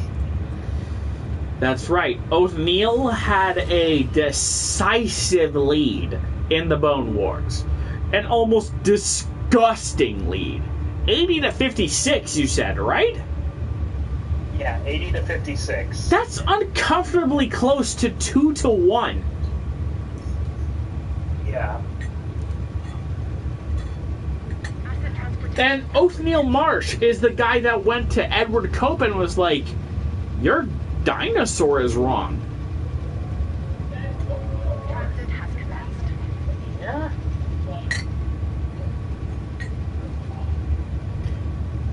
And the vast majority of creatures known from North America, discovered by them, especially from the Morrison Formation in the Jurassic. Stegosaurus, Allosaurus, Camarasaurus, Apatosaurus, Brontosaurus, which got its name proper in 2015 after over 100 years of not being recognized as a legitimate genus. Brachiosaurus, Dryosaurus even, Camptosaurus.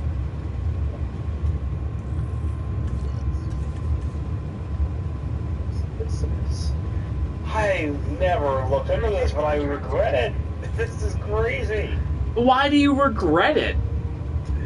Well, I regret not looking into it sooner because this is just fascinating to learn about.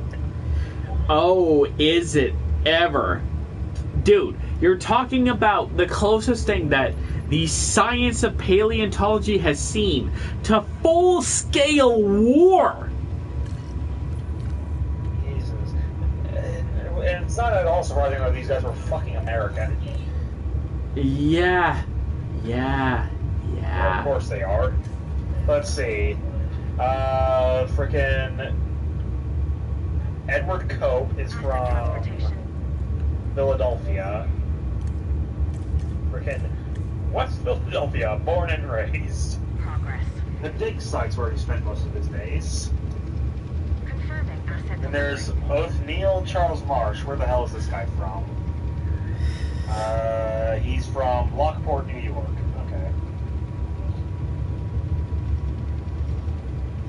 Okay. Alright. And this is... Okay. You gotta understand, this is in the pursuit of science and understanding our ancient past. Well, I'm sure it was that for some people. I'm pretty sure for these two specifically, it was like, fuck this other guy. Oh, no. Absolutely. You've got to understand, like, these are the these are the people that looked at each other and went, I loved you once upon a time, but fuck you. You know what I mean? Yeah. That is... It's incredible. The Bone Wars, for better or for worse, is the most pivotal moment in paleontological history. And is connected to two rich white dudes, one of which who had his ego bruised one too many times. Love this headline for this article about the Bone Wars. When cowboys killed each other over dinosaurs. Well, it's not wrong, because this was in the 19th century. Yeah, the 1860s to the 1890s. This went on for 30 years? Yes! Yes, it did! Oh my god! I thought maybe 10 years at the most. 30 fucking years? Never underestimate a human's level of petty grudginess.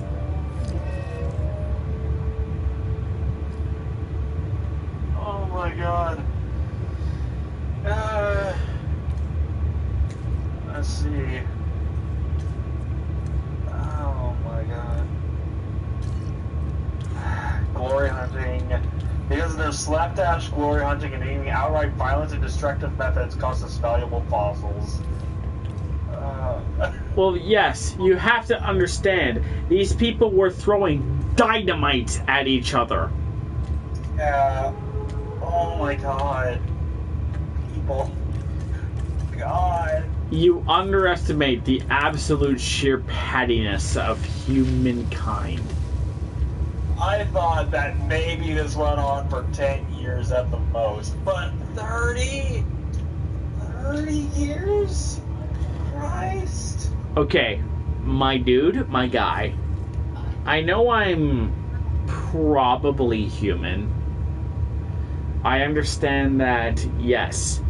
I know that I live on this earth. I live with the most sentient human beings on this planet. Sentient beings on this planet. I know.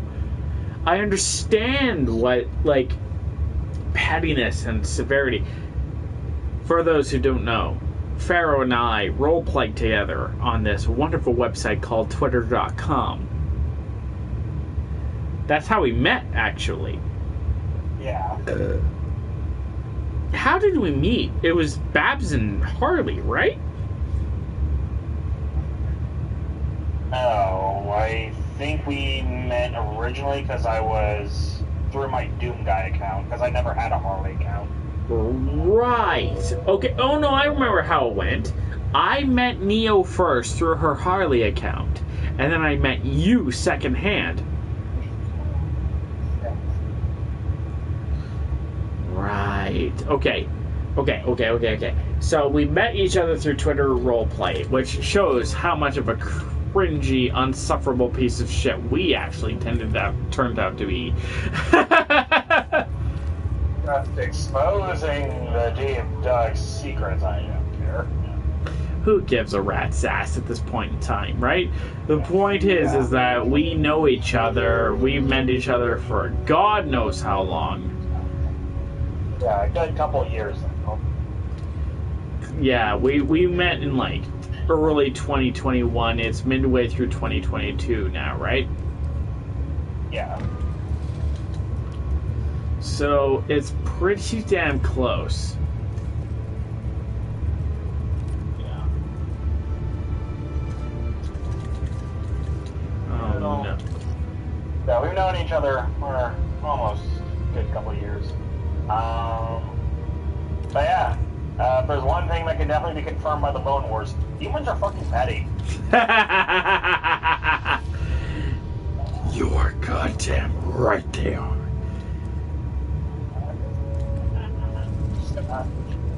Just gonna sit in silence for a few minutes, just contemplating what the hell I just learned about.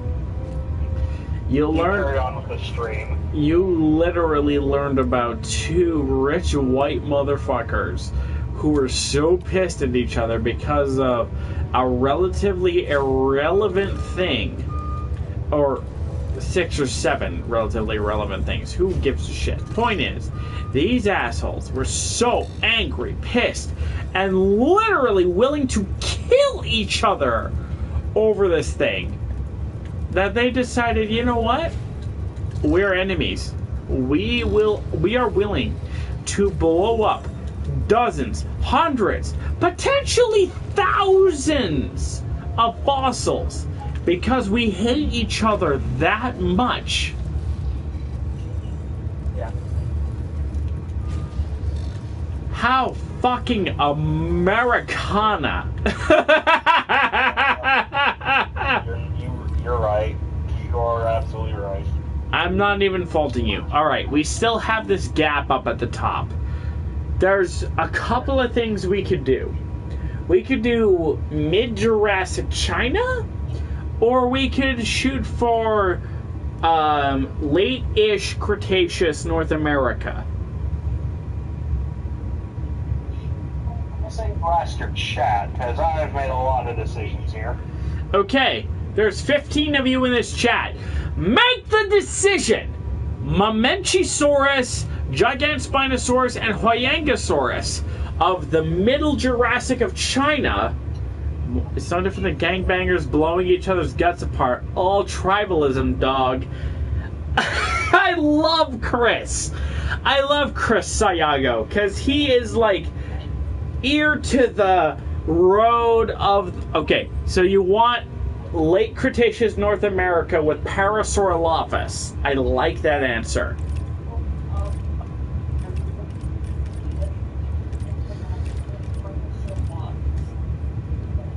I fucking...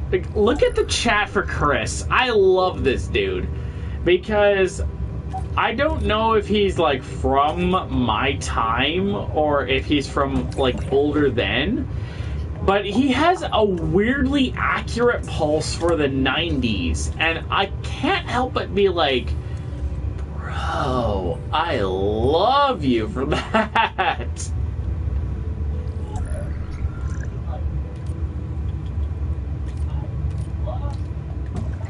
Yeah, I'm just still reeling from the Bone Wars, so give me a couple minutes and I'll be talking more. A spry 25 years young. I like that answer, Chris. Oh my god. Oh my fucking god. I love you people. Let's go. Okay, that's 3 types of Parasaurolophus. Styracosaurus, the spiked lizard. Oh, Lawrence Lamb is rolling in his goddamn grave right now.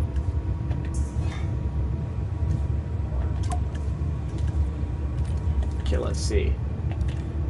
Casmosaurus, Pachyrhinosaurus, and Chylosaurids. Okay, do we want Struthiomimus or Euoplocephalus? I'm thinking Euoplocephalus, actually.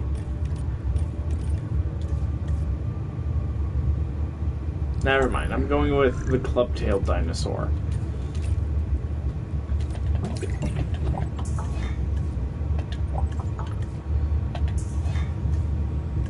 There.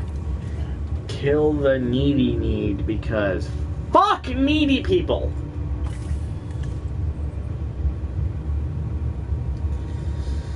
This is Barbara Starr's fucking confessional at this point in time. Ugh.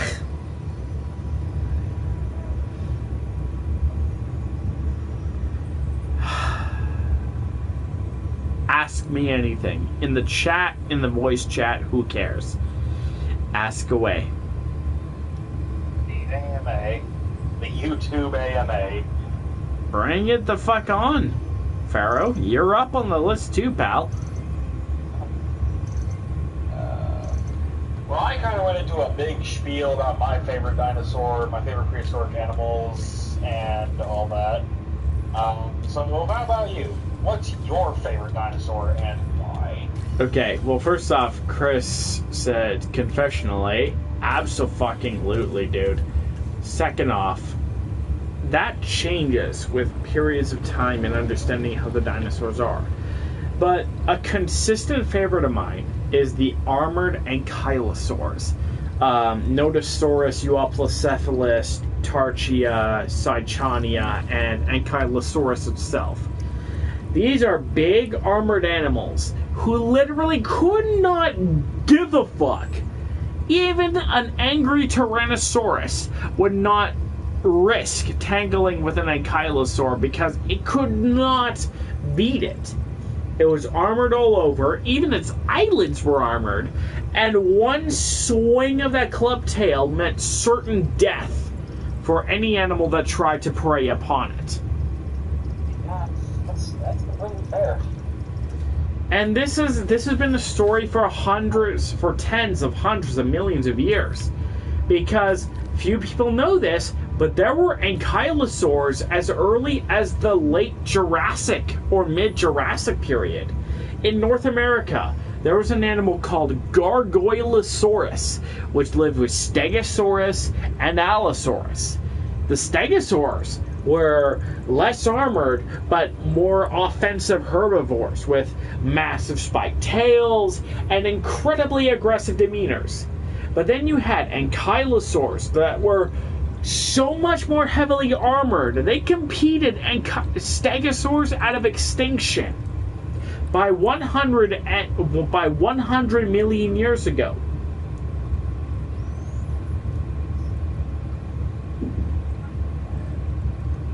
So, I love me some ankylosaurs. But I won't lie and say that I don't like animals like Parasaurolophus and Styracosaurus. I've been a dinosaur girl since I was a little kid, so it's really hard for me to go, what's my favorite dinosaur? What the fuck? What kind of a question is that? I love all dinosaurs! Stop asking me these questions, people! As I touched a nerve. You're allowed to touch my nerves, but that's besides the point.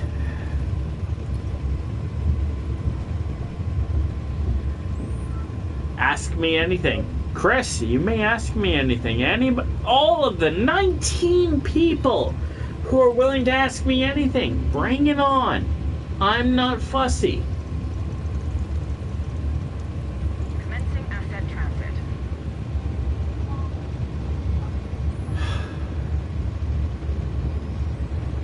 There's a bigger gap between Parasaurolophus and Triceratops than mankind to Megalodon. Megalodon went extinct 4 to 2 million years ago.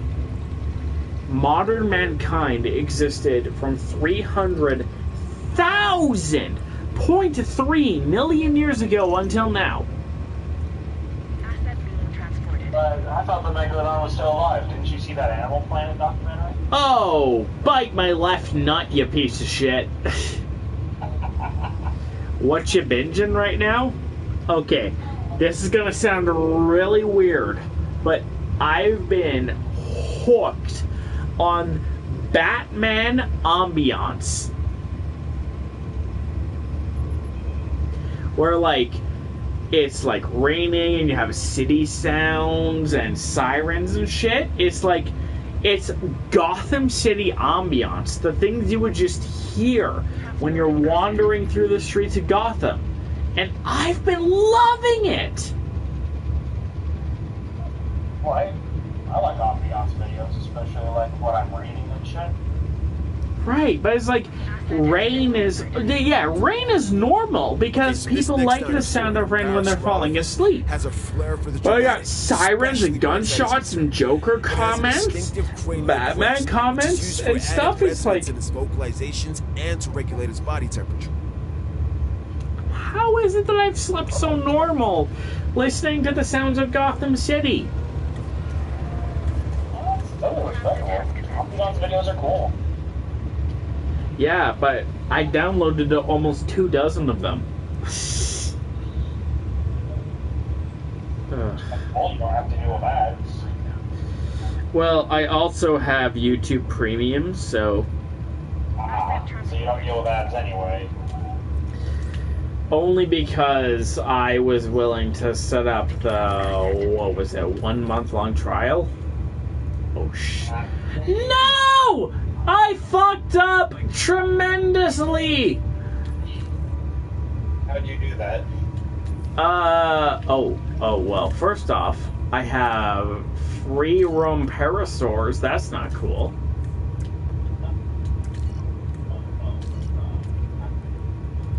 I don't know how the fuck that happened. Okay. I can't do this automatically. I must do it manually.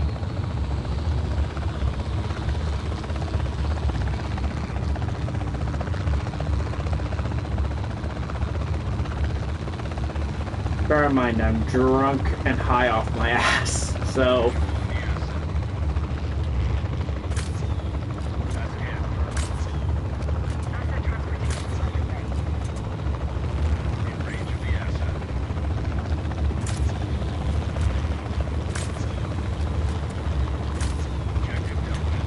Thank you, Chris, for digging it.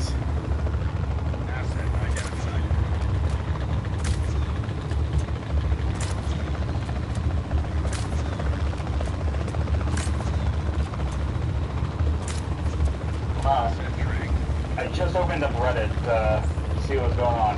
First thing I see when I open up Reddit is this freaking thing. Send it my way. I am tranquilizing paras at the moment here.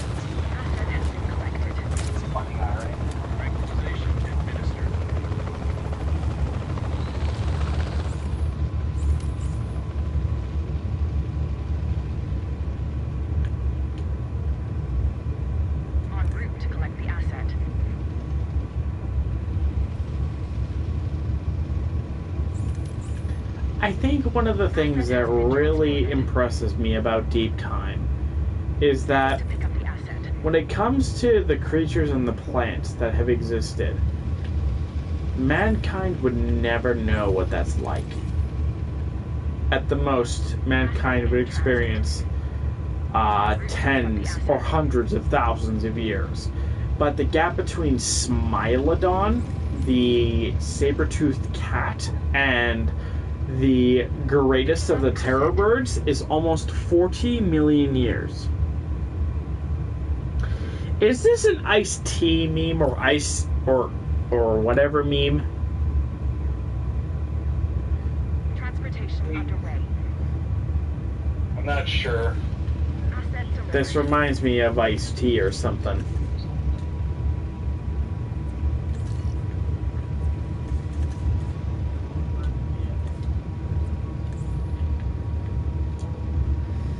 Chris, you are the embodiment of the 90s. How may I ever repay you?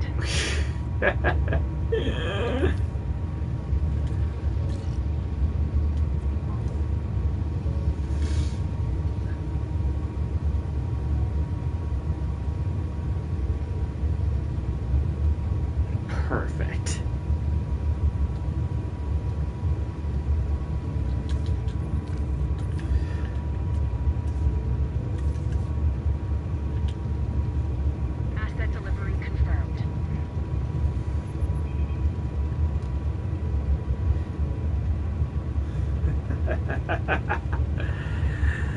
Oh, today is such a good night.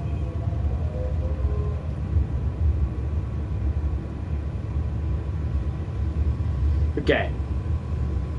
Pharaoh said Megalodon. What were the other two animals? Titanoboa and Leviathan. Titanoboa and Leviathan. Okay. Let me introduce you to some really terrifying creatures that may be really cool.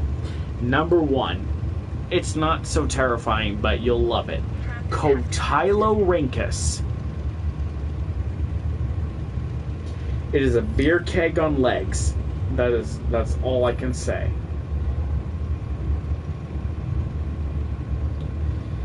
Upwards of 20 feet long and 2 tons. I've sent Pharaoh the thing to search for.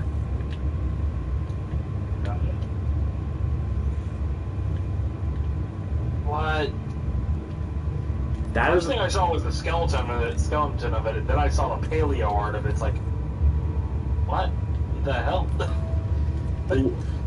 It's chunky. It is very chunky. It's a plant eater from the Permian period. But do you notice?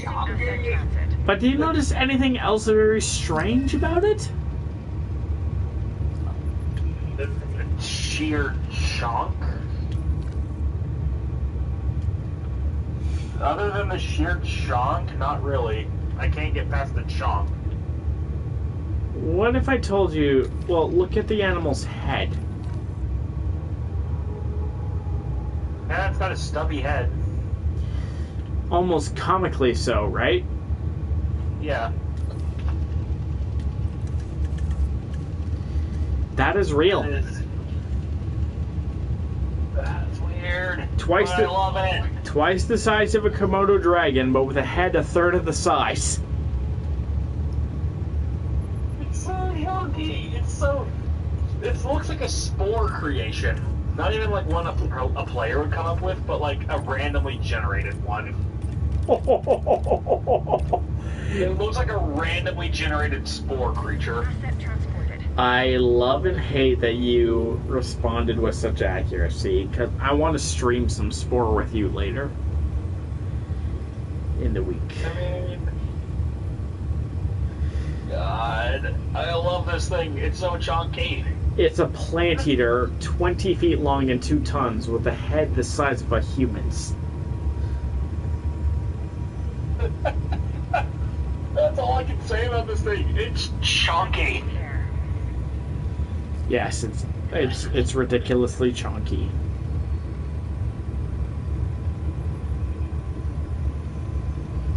I'm gonna post the name of this. In the chat, just so that other people who don't know can look this up, because it's magical. That it is. Bring on the This is the Cotylorhynchus. an herbivore and relatively harmless dinosaur, as long as you stay out of the way of the heavy club on his tail. Be relatively finished. If you would be so kind, what does Cotylorhynchus mean in Latin? Yeah. Cotylorhynchus name meaning.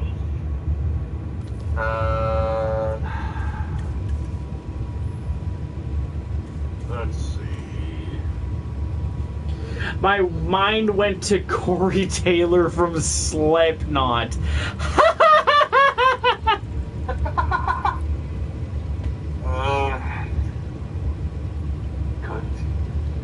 Asset transportation underway. That is. I'm not seeing a translation. Oh, wait. Here we go. It's in here somewhere.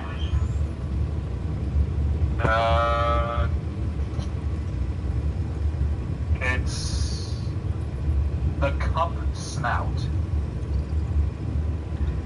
Probably because of his weirdly shaped, really tiny head.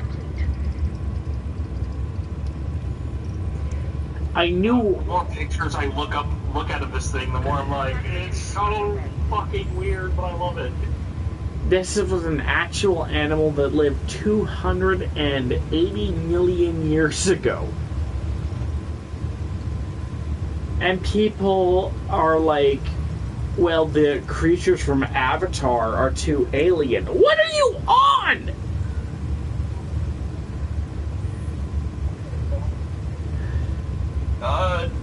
This thing is beautiful. That's all I can say. This thing is beautiful. And yeah, it's like, anytime someone says the design is too wacky or out there, I just by default ignore it, because not only is it supposed to, it's a fucking alien, but animals look fucking weird, man. Hippopotamuses, horses, rhinos. And that's just the macro animals, the 1.2% of all animals alive. Have you ever looked at a spider? or a millipede, or a beetle, or a scorpion, or any number of invertebrate life forms that are really, really small. The average mass for an animal on the face on Earth right now is 3 kilograms. Break into even the toughest of plants. By definition, mankind is megafauna. Talk about the weird shit you can see in the deep ocean, like in the deep ocean. I'm telling you right now.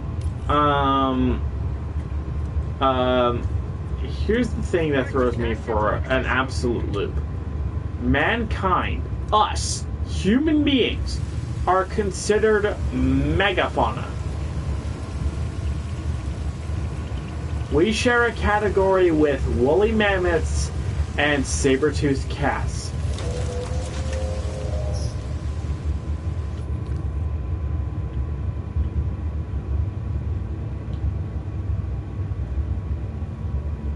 That's...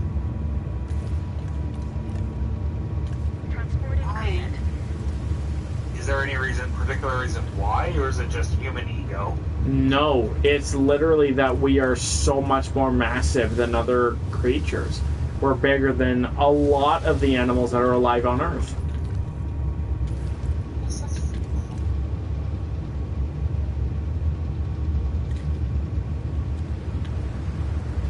Like, how's this for a mad stat? We are within the top 10% of all animals by sheer biomass alive on Earth.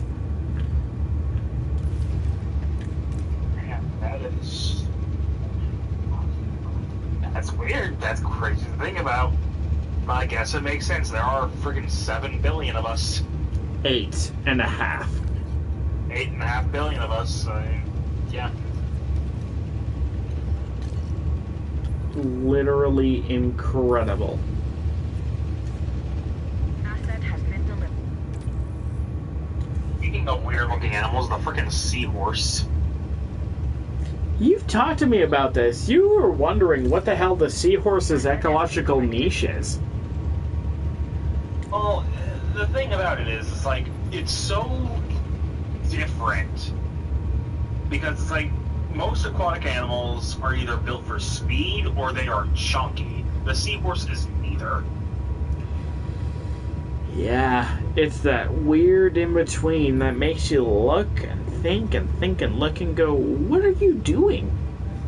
By all accounts, looking at a seahorse and comparing it to other sea life, the seahorse should not exist and survive. But it does. It exists and it thrives. Yeah. Look up for me how many types of seahorses there are. And types of seahorse are there. It actually just gave me a fucking list instead of a number. There are 47 different species of seahorses, and 14 of those were discovered in the last 8 years. 47. Okay. Why don't you look up for me the different types of big cats? How many types of big cats are there?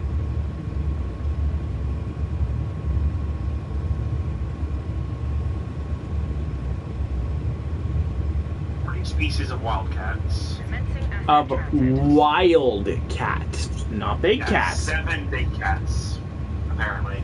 Yeah, tigers, leopards, lions, jaguars. And then you see the largest of the leopards.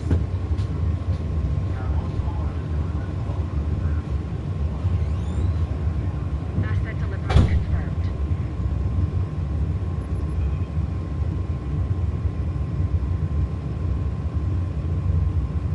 Asset transportation in progress.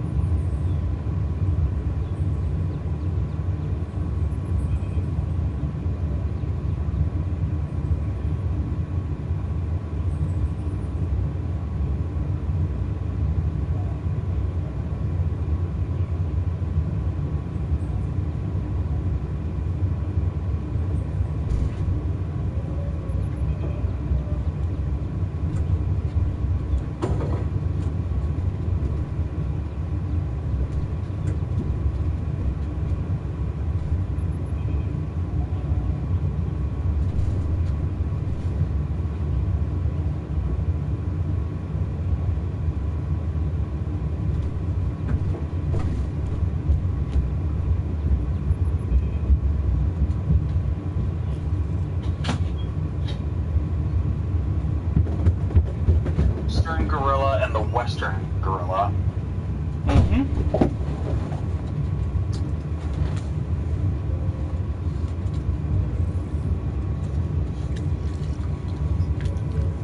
The eastern species, which are the mountain gorilla and the eastern lowland.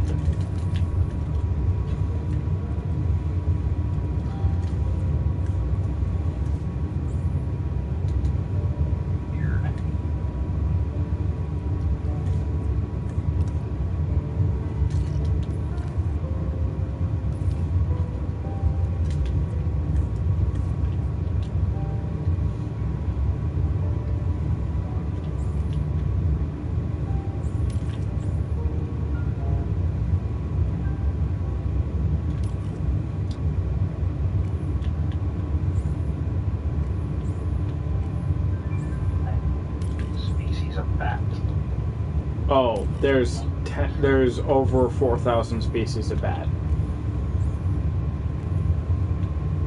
1,400 species of bats. Mm-hmm.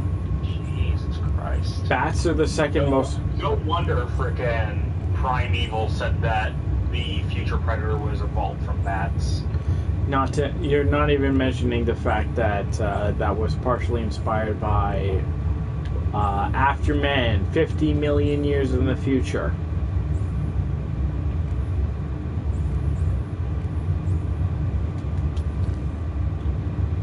The world is fucking weird. Welcome to humanity.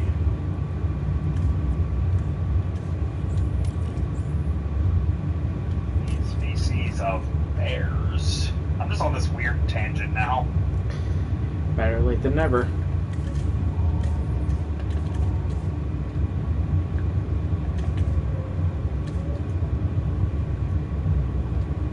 There are apparently 8 species. That doesn't sound right. Black, grizzly, polar, sloth. American black bear, Asian black bear, polar bear, spectacled bear, sloth bears, grizzly bear, black bear. I don't think that's correct.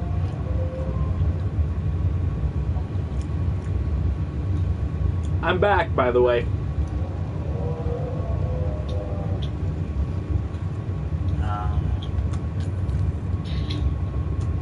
Anyway, I'm gonna wrap up this tangent because I could go on forever. Because there are so many different animals.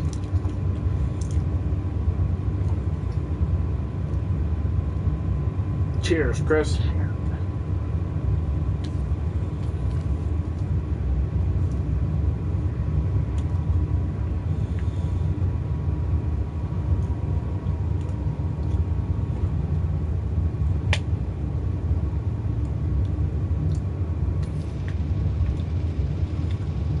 So are you planning on tuning into Shark Week this year? No. That's fair. I haven't tuned into Shark Week since 2009, dude. That's fair. Transportation underway. My version of Shark Week is just watching a bunch of shark movies for a week. Shark movies and shark documentaries. That's about it. Real shark documentaries, I hope. Oh yeah, you know, the good ones like Megalodon, The Beast Lives. Asset transportation underway. No, I haven't watched that since it first came out. But yeah, I watch like actual good shark documentaries, so, you know, people climbing into cages and getting in the water, the good stuff. Yeah.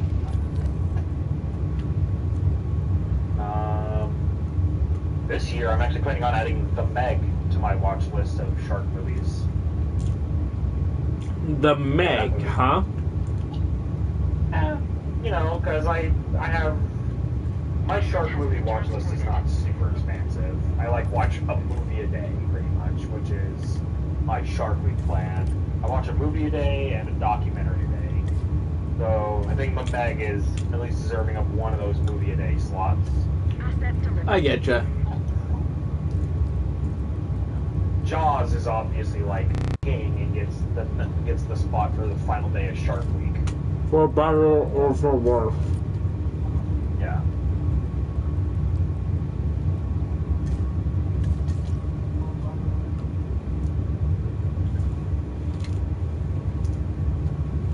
I actually have a shark documentary on DVD that I watch like once a year on Shark Week, which is about a group of researchers tracking a great white shark across the world, I think.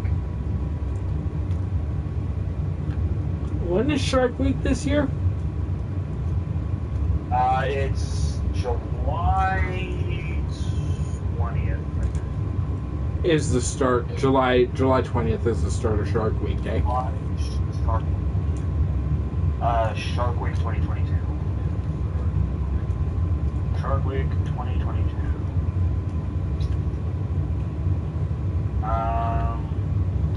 Starts July 24th. Okay, so it's the end of January. July, yeah. Maybe I'll stream Maneater. Who the fuck knows? Not a bad plan.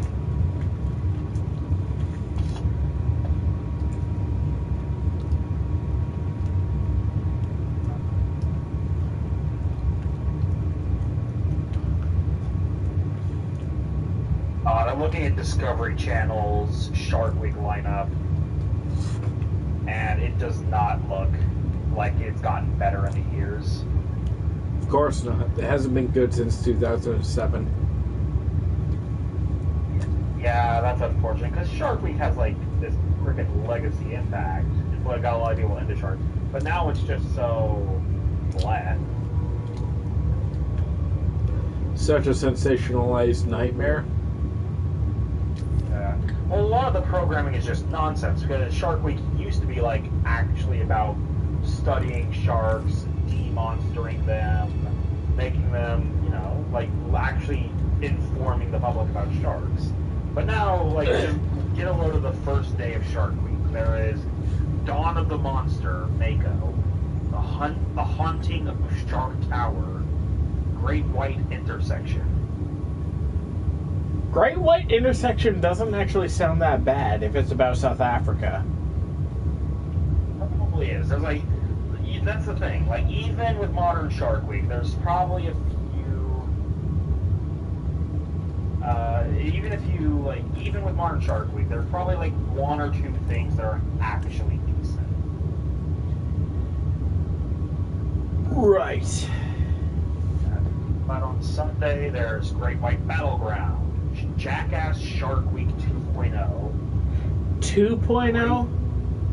Apparently last year they had a Jackass Shark Week, Great White Open Ocean.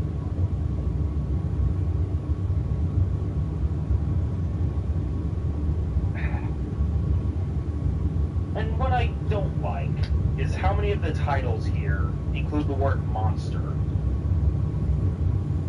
Because that's like that's the antithesis of what Shark Week was originally about. Indeed. Demonsterizing sharks. Like, do you want a monster made out of a real animal? Hold on a second. Take this right here. You see it? Take another sword, yeah. And turn it into this.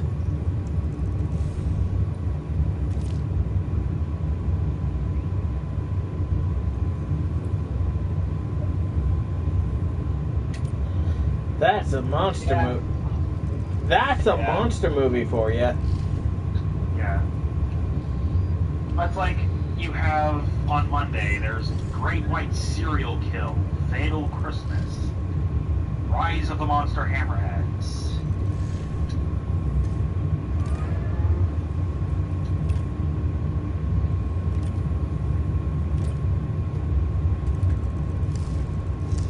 Monster Mako Under the Rig.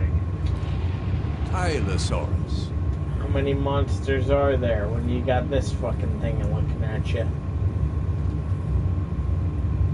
That's why when I celebrate Shark Week, I kind of just make my own programming. You might as well.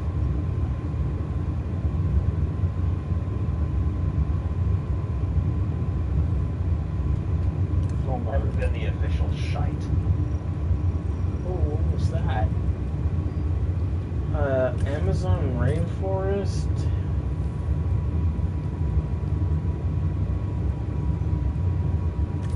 Plus Polcharna.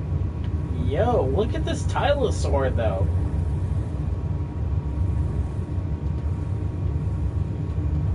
Good looking.